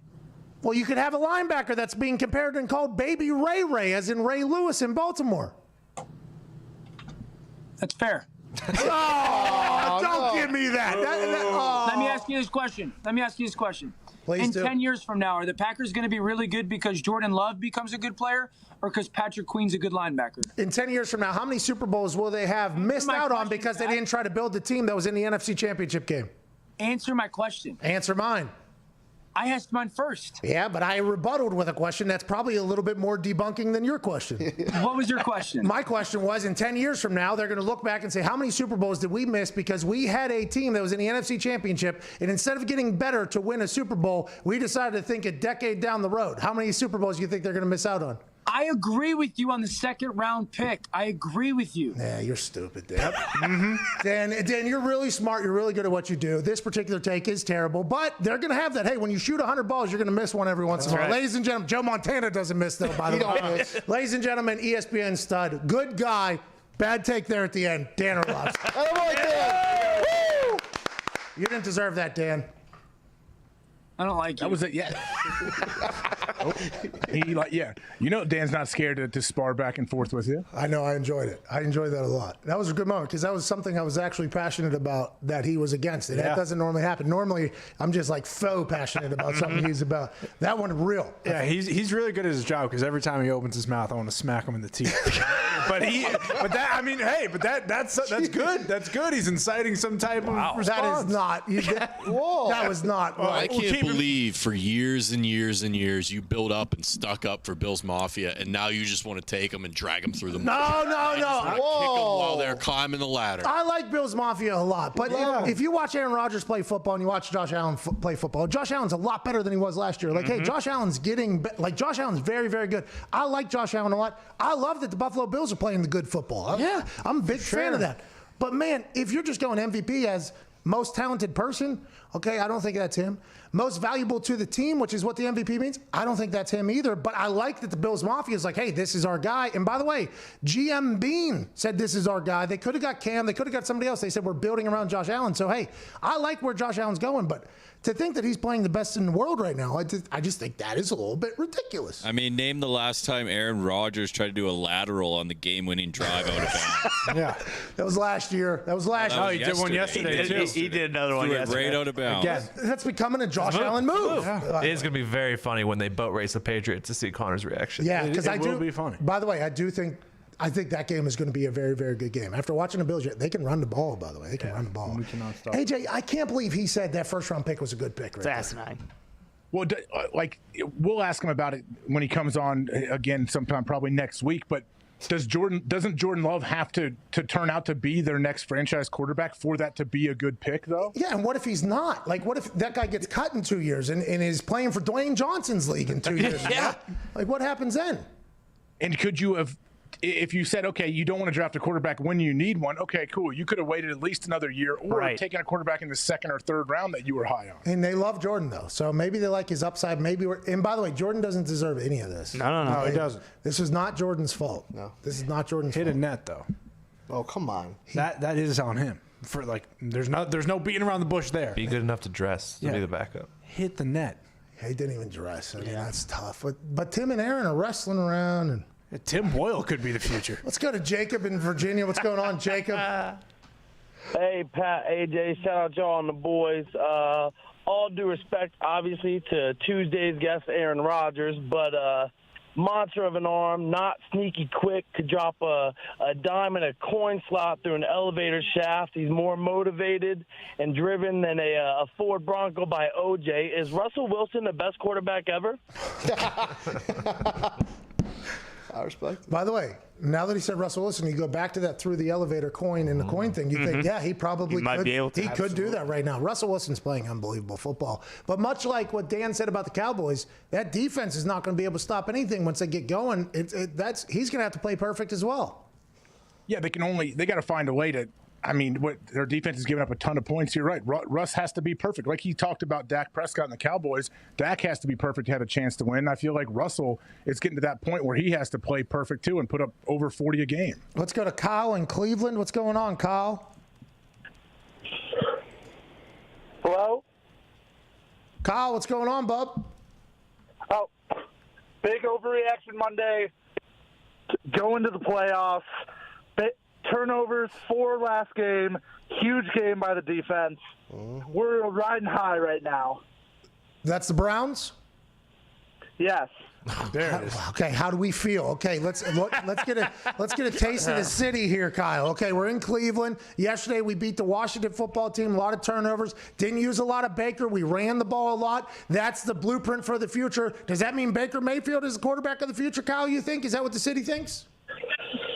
I don't know, but it doesn't matter when we run the ball that well. Bingo. I think that is true. I think the Cleveland Browns have found their recipe, and it's running the rock. They're going to tote that thing. And I mean, shout out to them getting wins. But if you're Baker, you have to wonder, like, okay, am I the future of this franchise? If we're just going to run the ball, they can probably get somebody else to do what I'm currently doing. Now, we're only 3 games into this thing. This is a massive overreaction. That's what Monday is. But that is what the Cleveland Browns are definitely doing. We are running the rock, and we are going to go ahead and play good defense. And that, by the way, sound football strategy for the Brownies for the first time in a long time. Yeah, you can definitely win a decent amount of football games doing that, but what happens when Baker, it is on his shoulders, and he has to win the game for him? Someone is shutting down the run. Let's say you're productive the first half. The second half, they shut the run down completely and say, all right, let's put it on Baker. See if he can do it. I think we need one of those games for people in Cleveland to really start feeling confident. By the way, I can't wait to see that game. I'm pumped for it. I'm pumped to see Baker in that moment. I think he'll rise to the occasion. Or not. Great sports show. Let's go to Patrick in Philadelphia. What's going on, Patrick? Think they're going to win. They're going to lose. Pat, it's Patrick in Buffalo, man. Buffalo. Bills Mafia, my man. Jeez. Hey, listen. Josh Allen is the best quarterback in the AFC East. Mark it right now. He is better than Cam Newton. What about Ryan Fitzpatrick? Right now. What about Ryan Fitzpatrick now? Look, you know I love Fitzy, all right? We got love for Fitzy in Buffalo here, okay? He played for us for years. He's better than Ryan Fitzpatrick right now. At this moment, he is better than Ryan Fitzpatrick. I've been getting a lot of tweets from Bills Mafia about Josh Allen. Is it because of the jump that you guys have seen from year to year with him, or is it because, hey, our offense seems to be moving unlike years of the past? We made it to the playoffs. We lost to the Texans, but maybe we'll be able to do this. The big, bad bear in New England is gone in Tom Brady. Is that why it's all leading into this, hey, Josh Allen deserves more respect, or is it because people aren't watching enough Josh Allen to feel the way you guys do? It's because of the jump that we've seen from year to year. If you watch his progressions from year to this year, that makes sense. He's really taking it and taking the team on his shoulders. And that's why, listening to Orlovsky, I think that's why you look at it and he's calling for him, and a lot of people saying MVP so far. Okay, perfect. I appreciate that. Have you seen a lot of Josh Allen? I saw him yesterday, and I saw a great run game, and then I saw, obviously, everything come crashing down when the Rams figured out the jet lag. Then I saw a big drive by Josh Allen, when he, just like you said, though, by the way, like that moment where Baker needs to put his team on his back. Saw that out of Josh Allen yesterday against Los Angeles Rams, which defense was terrorizing him in the entire second half. Push off, I mean, interesting call. But he made a play when he had to make a play. I'd be pumped if I was Bills Mafia as well. But MVP is very high, man. Philip Rivers playing great football too, by the way. Yeah. But MVP, I don't know. That's very, that's like the guy.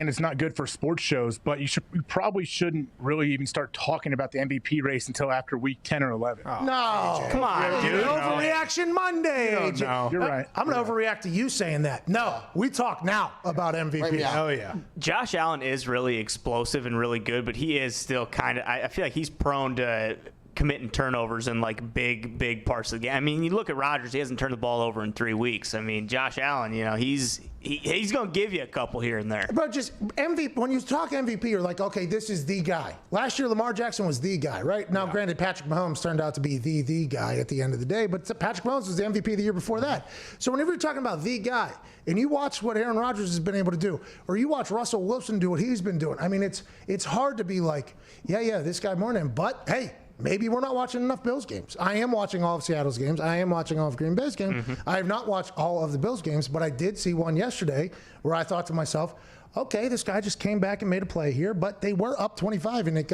became a real game at this particular. Stephon Diggs also looks great for them. He beat Ramsey for a touchdown. That's been a great addition for Josh Allen. I mean, look at the stats. Josh Allen, he's out of his mind right now. And I do like the fact that, take it easy, Connor. That's so fake right there. But I do like the fact that he was a bad deep ball thrower. Then they get him Stephon Diggs, and he becomes a good deep ball thrower. Maybe we should stop judging people who don't have, the weapons to do things that they're being asked to do. And I think that's a good lesson for that. But good for Josh Allen coming out here and balling, and Bills Mafia being absolutely in love with the guy.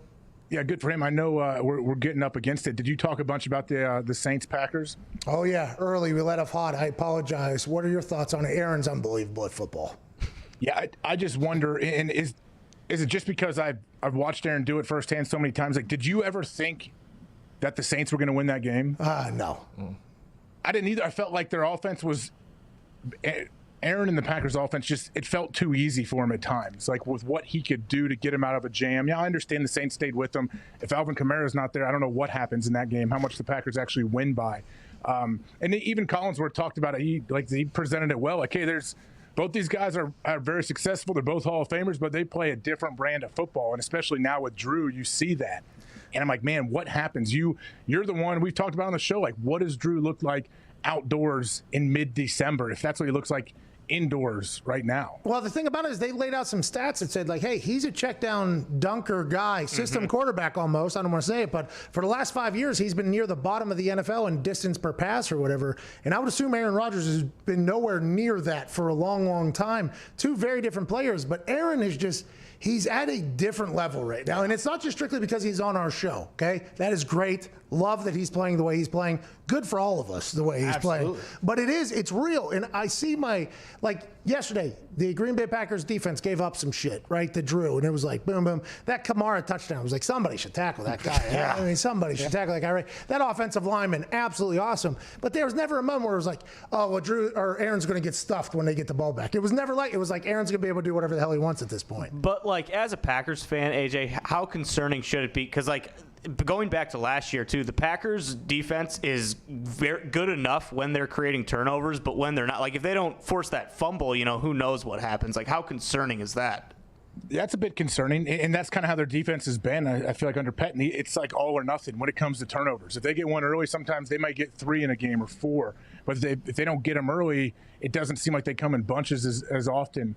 I think their secondary, I like their secondary. They have some studs back there. I think Kenny Clark, the D lineman, who's an absolute stud, very underrated player. He was out last night. He'll be a big help when he comes back. I don't know what Christian Kirksey, his status is like. He hurt his knee, I believe, last night.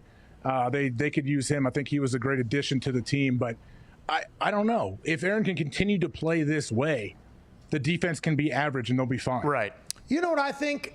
Just final point here before I have to read this ad before we get out of here. What? If they don't change the NFL overtime rules for a kicker duel, I'm going to be pissed. Just do it. Every time these ties happen, they very rarely happen. I mean, now we've had, 3 in the last 3 years or whatever, 4 in the last 3 years, whatever it is.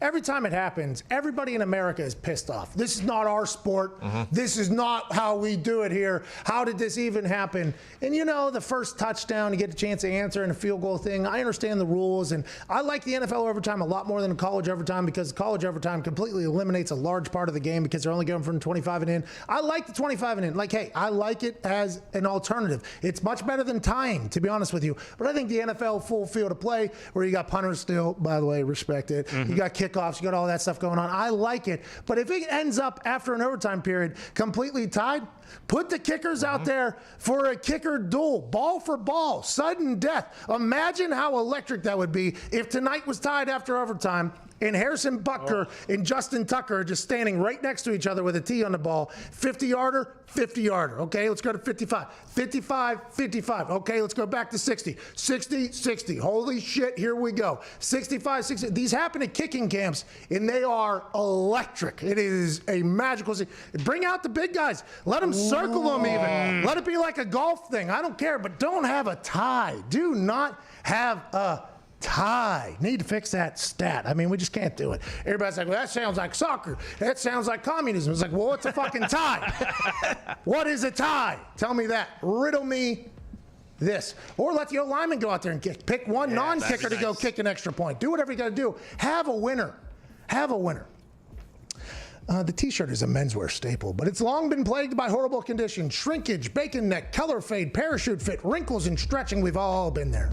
You've settled for the basic tees for far too long, and every classic needs a modern take. That is why we all wear Cuts clothing, the t-shirt with enough quality and style to wear in the office, on a date, or anywhere in between. Cuts clothing focuses on fit, fabric, and function, so you can shop by collar, crew, V-neck, or Henley, and cut, elongated, split hem, or the classic curve hem, so you always have the perfect shirt for you. That's why Cuts is the only shirt worth wearing. Loved by your favorite athletes, entrepreneurs, and even this entire office. Go to cutsclothing.com and use promo code McAfee for 15% off. That's cutsclothing.com, promo code McAfee for 15% off the most comfortable t-shirt you've ever worn.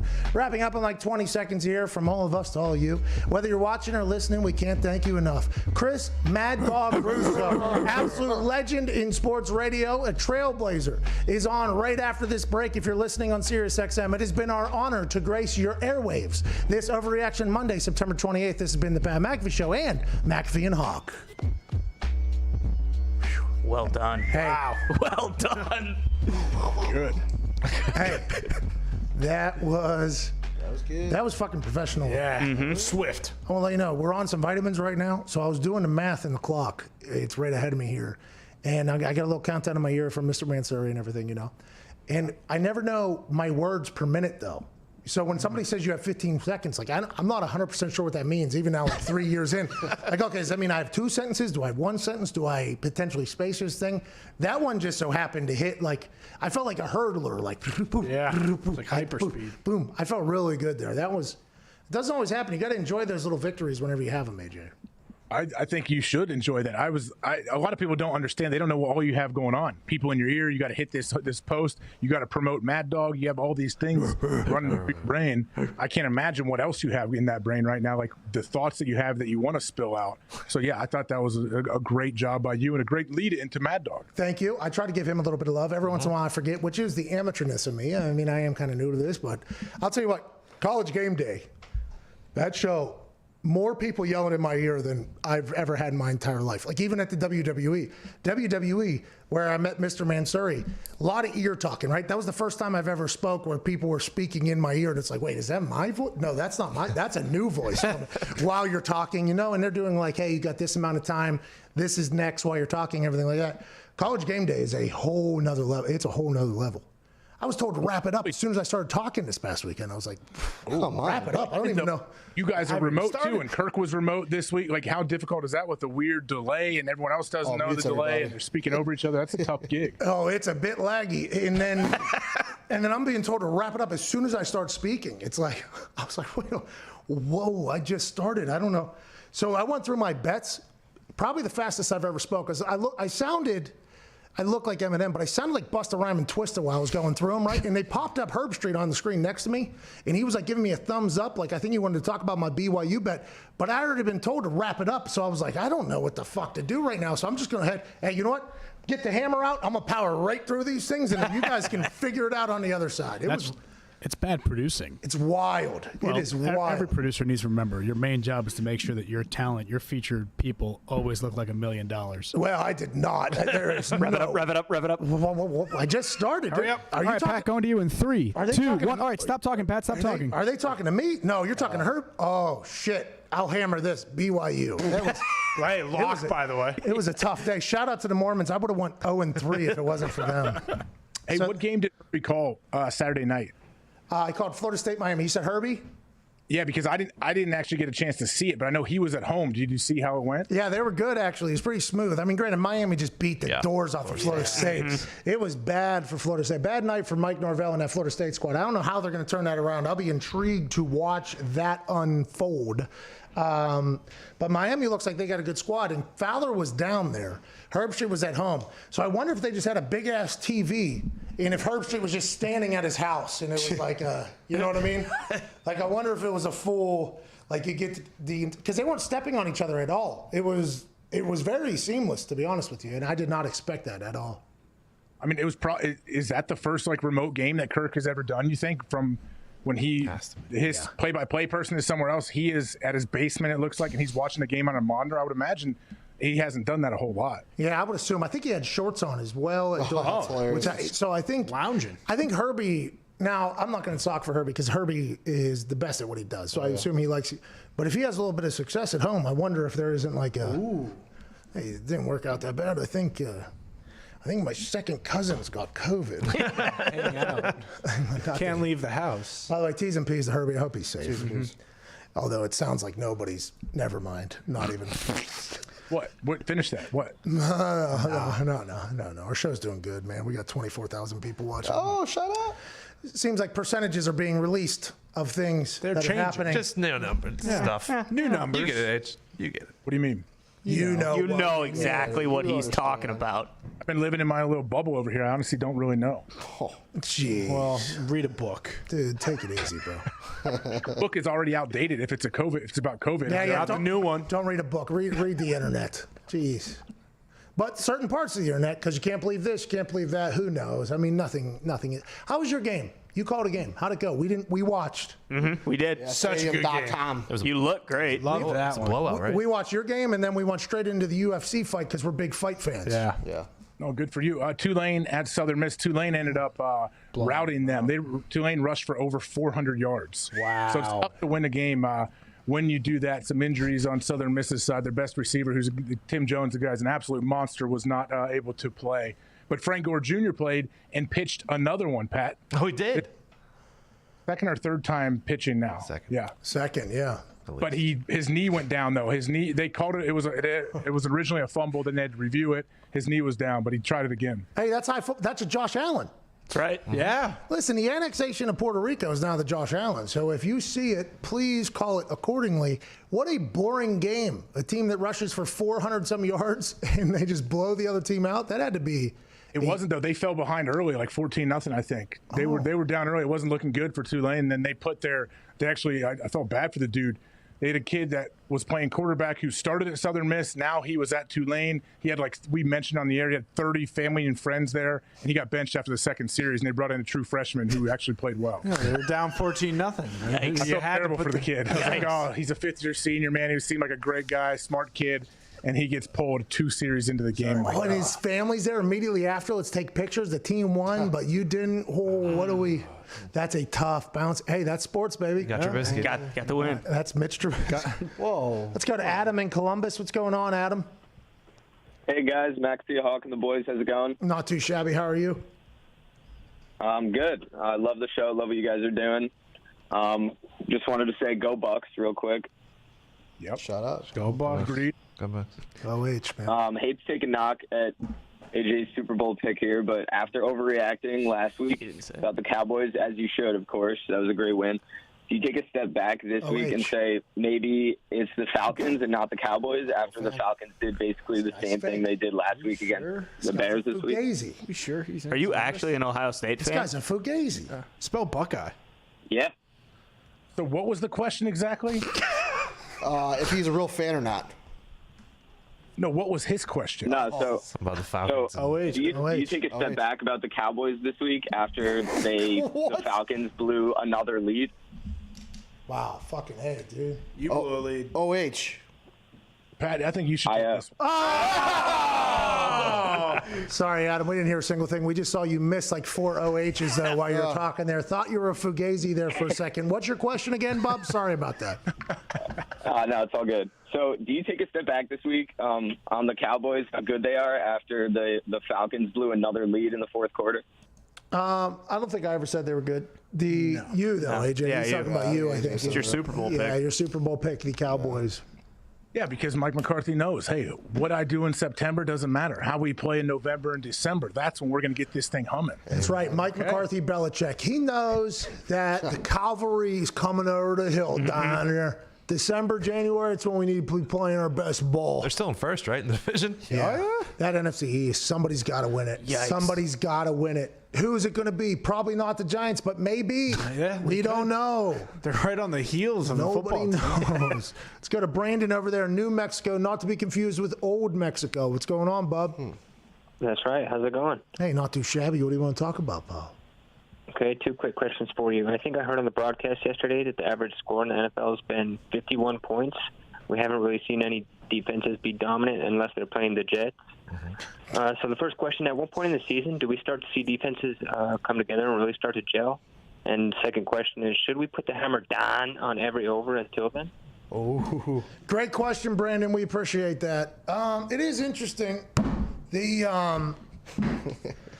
It does feel like offenses are succeeding at a much more rapid rate. I think that's because of rules, though. Like, I don't know if we're going to see the day where – now, granted, the Colts defense has #1 defense or whatever, and they gave up 19 for 20 to Gardner Minshew week 1. I don't know if you're going to see those old-school defenses shutting people out week in and week out. I guess the Bears did it a couple years ago where they got hot. I think there's been a couple teams that have been able to do the Patriots last year. I guess the defense kind of carried them for a bit. Yep. But I don't know if that's just a norm, though. There might be a couple teams, but I think the game is set up for offenses to succeed, fantasy football, points, everything like that. I think it's much harder to play defense these days than it was potentially 5-10 years ago. Yeah, I think there's a big part of it is the rules, obviously skewed towards the offense, which I agree with those rules. I want to see a fun, high-scoring, fast tempo, high pace game, whatever you want to call it. Octane. What? High octane. Octane. Oh, yeah. High octane. There you go. That's what I was looking for, Pat. Right there. Teamwork, but bro. I think also at the same time, don't you think we're seeing some absolutely like off the chart quarterback play throughout the league, not just one or two guys. Like we're seeing a lot of teams that have quarterbacks that are absolute studs. So yeah, they're going to get their yards. They're going to get some points. It's tough to hold a team under 17, I feel like, for sure. And that's a lot of times that's a defense's goal, like 14 points or less they want to hold a team to.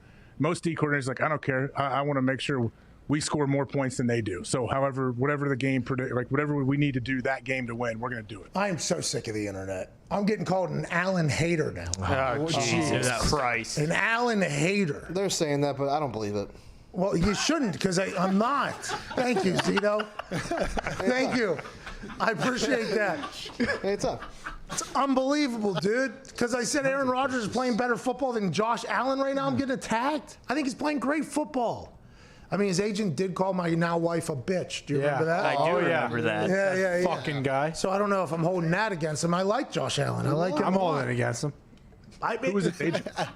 I don't know, some scumbag punk. Yeah, he looked like an absolute stooge. He was a punk. Yes. Mayor of Squid Wasn't City. happy Josh didn't win the charity golf event. That is real. We were donating money to charity. And You can't throw the ball. Yeah, and then, I don't know, he looked my wife right in the eye and was across the room, and I guess he thought she didn't see him, but he was like, in that bitch or something like that. And my wife was like, what? Wait, this was that top where I was with you? Yeah. Yeah, at the end, it got real heated when old buddy from the Dolphins came down and threw one in the... Yeah, he won. He won with a... Secured the win. At the end, and Josh Allen had the lead all the way in there. It got real intense, and Josh Allen's agent was not... Josh Allen, coolest dude, I think. Good guy. Great Very guy. cool guy. His agent, though, should have got slapped in the mouth, but he got escorted out of there pretty quickly. Pretty quickly. It was a pretty good moment. Yeah, I missed all of that. I didn't know any of it happened. It was at the very end. Now, granted, I mean... I'm sure Josh Allen didn't tell his agent to say that, so I'm not holding that against Josh Allen because of what his stupid-ass agent said. But I'm just saying, I'm acting as if me saying Aaron Rodgers is a better quarterback than Josh Allen right now and people getting upset need to fucking relax. Yes. Okay? Take it easy. I like Josh Allen. Okay? I love Josh Allen. And you saw that jump he made from year 1 to year 2 was amazing. Yeah. That jump from year 2 to year 3 was amazing. Imagine 16 years into this thing what he's going to be. Oh, yeah. Wow. Peyton Manning. Well, when you're saying like something to promote how well Aaron Rodgers or Russell Wilson is playing, anybody that is diehard Josh Allen guy, like they take that personally, like, oh, he's attacking my guy. You're attacking my player, my team. Like, no, I'm not saying anything about your team. I'm just talking about these individuals. I can lift up both, pal. Yeah, Yeah. Come on. Yeah, what's the saying? High tide raises all boats. Oh, well said. Good. Something like that. Dr. AJ Hall. Starboard, my friend. Wow. Let's go to Matt in Michigan. What's going on, Matt? Hey, boys. How you doing today? Not too shabby. I mean, people hate me on the internet. I mean, other stuff. You know, Pat, can you ask Dan Orlovsky where he's getting his vitamins after that comment about the draft? I don't think the Packers. Means a lot. The Packers don't make good wide receivers. It's Aaron Rodgers who makes average wide receivers good. Which, by the way, I think Aaron Rodgers would say, hey, that's my job. That's my job. That's what Aaron Rodgers. And a couple guys out there making great plays. He has had some good guys. Yeah, and this year, there's some good guys out there. Yeah. But all we were saying is, hey, they didn't even have a first-round pick, by the way. They traded up. They wasted picks to do that. It's like, Dan, take it easy, huh? Dan. So now, Pat, I got to ask. After last week, all that talk about Fitzmagic and the beard and coming out of nowhere to win games, did Nick Foles take that personally? And does he deserve a new award, the Y'all Must Have Forgot Player of the Week? Oh, yeah. Hey, y'all must have forgot. And by the way, we didn't forget. I think Nagy did. Yeah. Well, actually, I don't think Nagy did. Nagy knew that was sitting in there. Pace, I think, didn't know. That's an interesting situation over there, AJ. We talked about it with Sanchez. Sanchez took the angle of he thought the Mitch pulling was unfounded, basically, because Mitchell Trubisky's 2-0 at this point. Yeah, he was struggling, but he wasn't playing terrible. Mark Sanchez thought it was too quick of a hook, basically, to put in Nick Foles. Nick Foles goes in, obviously, 3 touchdowns, 1 pick, comeback win down in Atlanta. Atlanta now loses double-digit leads back-to-back weeks. One because they don't know the rules. Second one because of a tripod named Nick Foles. So it's a very interesting dynamic in the Chicago Bears operation now because they named Nick Foles as a starter, but Mitch is still there. Some people probably have a great relationship with Mitch, and that's just awkward. I think it's awkward. It was awkward whenever they signed him and they didn't name Nick Foles the starter at the beginning, and now it's even more awkward. But hey, a little bit of a transfer of power. Who knows what Big Richard Nick Foles is going to play like? What if he's a stud? Then they made the right move here. I know we talked about MVP talk too much on here. Is Nick Foles the leader in the clubhouse for comeback player of the year? Yeah. Easy. Cam Newton, maybe. Ben Roethlisberger. Gronk. I mean, don't even get Gronk started. Gronk had 6 catches this weekend after having 2 targets the first 2 weeks. I mean, there's a lot. Alden Smith is having a hell of a year. Yeah. Alden Smith, that's the ultimate comeback player. How many years? Hey, you bet on the Cowboys to make the Super Bowl because of Alden Smith. I mean, I wouldn't say that. You're putting words in my mouth. Yeah, you said that. You did. I think almost my words were, if they can get any kind of production out of Alden Smith, it's an absolute, just a win. It's all icing on the cake. Oh, icing on the cake. He's going to need to get a lot of pressure, though, to protect that back end. Yeah, the back end's in a bad spot. You can sign Earl Thomas, by the way. I don't think Mike McCarthy wants it in the locker room, though. I honestly believe that exit from Baltimore and that exit from Seattle. Now, I'm not the only. It's not like, you know what, I believe, and I'm the smartest man on earth. It's not like I feel that way, but that has to be the only reason why they haven't signed him yet, right? Because they need back-end help, and that is a guy who I think in their particular system would provide immediate relief in the back end for the Dallas Cowboys, and he's from Texas, wants to play there. It's unbelievable how quickly people forget. Like, Earl Thomas was an absolute monster for many, many years. He still was. Like, his play didn't really drop off. Yeah, he had a weird exit from Seattle, a weird exit from Baltimore, no question. But then all of a sudden, Earl's just on the streets, just hanging out, taking pictures and posting on Instagram about how he is ready, and no team wants him. Like, that's, I don't know. It's just crazy how the NFL works at times when you have a stud player like Earl, and now all of a sudden it's just like, all right, we're good. Like, everyone, oh, you're giving up 62 points a game, but you're good. You don't need another safety. Like, how does that work? It's very interesting because this is going to revolve around the word distraction. It is a very powerful word in the NFL. And once you get labeled as one, it's very difficult to shed the reputation of that.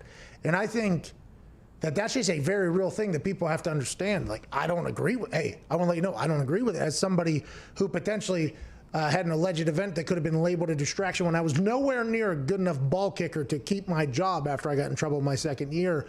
Like, it's just the way the NFL is. Like, if you get labeled a distraction or somebody that maybe isn't liked in the locker room, which is a big deal, or tough to be, like, GMs, everybody will run from that. Unless you're a super great team that has a great culture that's like, hey, he'll be able to come in here, fit in, mesh in well. And even then, once that label is put on you, there's almost nothing you can do about it. And it feels like Earl Thomas has landed himself right into that bucket at this point. Yeah, he has. You wonder if some teams that maybe are thinking about signing Earl, they're like, okay, if we can hold on for maybe 2-3 more weeks, then that'll give Earl enough time out of the game to maybe to where he comes in and he's not a distraction and it humbles him a bit. Do you think that's a possibility? I don't know. I have no idea because, by the way, I don't think I want Earl Thomas to be humble. Like, I want Earl to be Earl. I want Earl to be Earl. Come on in, do whatever the hell you need to do to be the best player you could possibly be. That's why there's only a couple places where you're like, this place will do that, this place will let him do that. Seahawks, I thought was a potential landing spot, but they bring in Jamal Adams or whatever. It's just like, it's very, very interesting. And nobody ever wants to talk about it. Everybody's like, well, they're doing this, they're doing this. It's like, as soon as you get labeled a distraction, it's on that board, and there's like your name, and then there's like a question mark next to it or something like that. It's like, that's going to be tough to get there. Be who you can afford to be. I thought Earl Thomas was a guy who would maybe be given a shot to maybe fit it. Maybe Baltimore and Seattle just wasn't a good fit. You ever think that maybe a guy just didn't get along with somebody and maybe it exploded a little bit? That's possible. Like, hey, that now granted the offseason with the wife or ex-wife and that entire thing leading into that. There's a lot that could lead into the distraction label, but maybe it's just bad situations. The guy can play football, and if he can win games, I mean, I know a lot of people would be like, hey, guy's a ball hawk, though. Guy is a ball hawk, though. And that's what the coaches are saying, by the way, to the general managers or the front office people. They're like, can't do it at distraction. The coach is like, he flies around, though, doesn't he? Flies around that guy. Do you guys think that because the Cowboys have such a young secondary and Earl Thomas's problem was with young players in the Baltimore Ravens secondary, that they might try and stay away and just go with the guys they have? I'm not sure. You automatically become a leader in the room, though. As soon as you're a vet, been there, done that, everybody looks up to you. So maybe that's a conversation that they're having. I'm not 100% sure. Well, I'm sure, like, if you're at the Cowboys and you want to bring Earl Thomas in, you know you have to bring him in now with the whole COVID protocols a couple days early. You're going to talk to him for a long time before you sign him, and if you do make him run around and work out a little bit, like I would imagine you want to sit in a room with him, socially distanced with your mask on, and ask him questions about like where his head's at. What does he see his role being here for Dallas? This is the role we envision for you. Are you okay with that? Like, you're going to have to really feel it out. And I think McCarthy would do a great job of, he would know pretty quickly from talking to Earl if he wants him on his team or not. That sounds like a guy that has the Dallas Cowboys pick for the Super Bowl and knows that they do not have the back end to do so.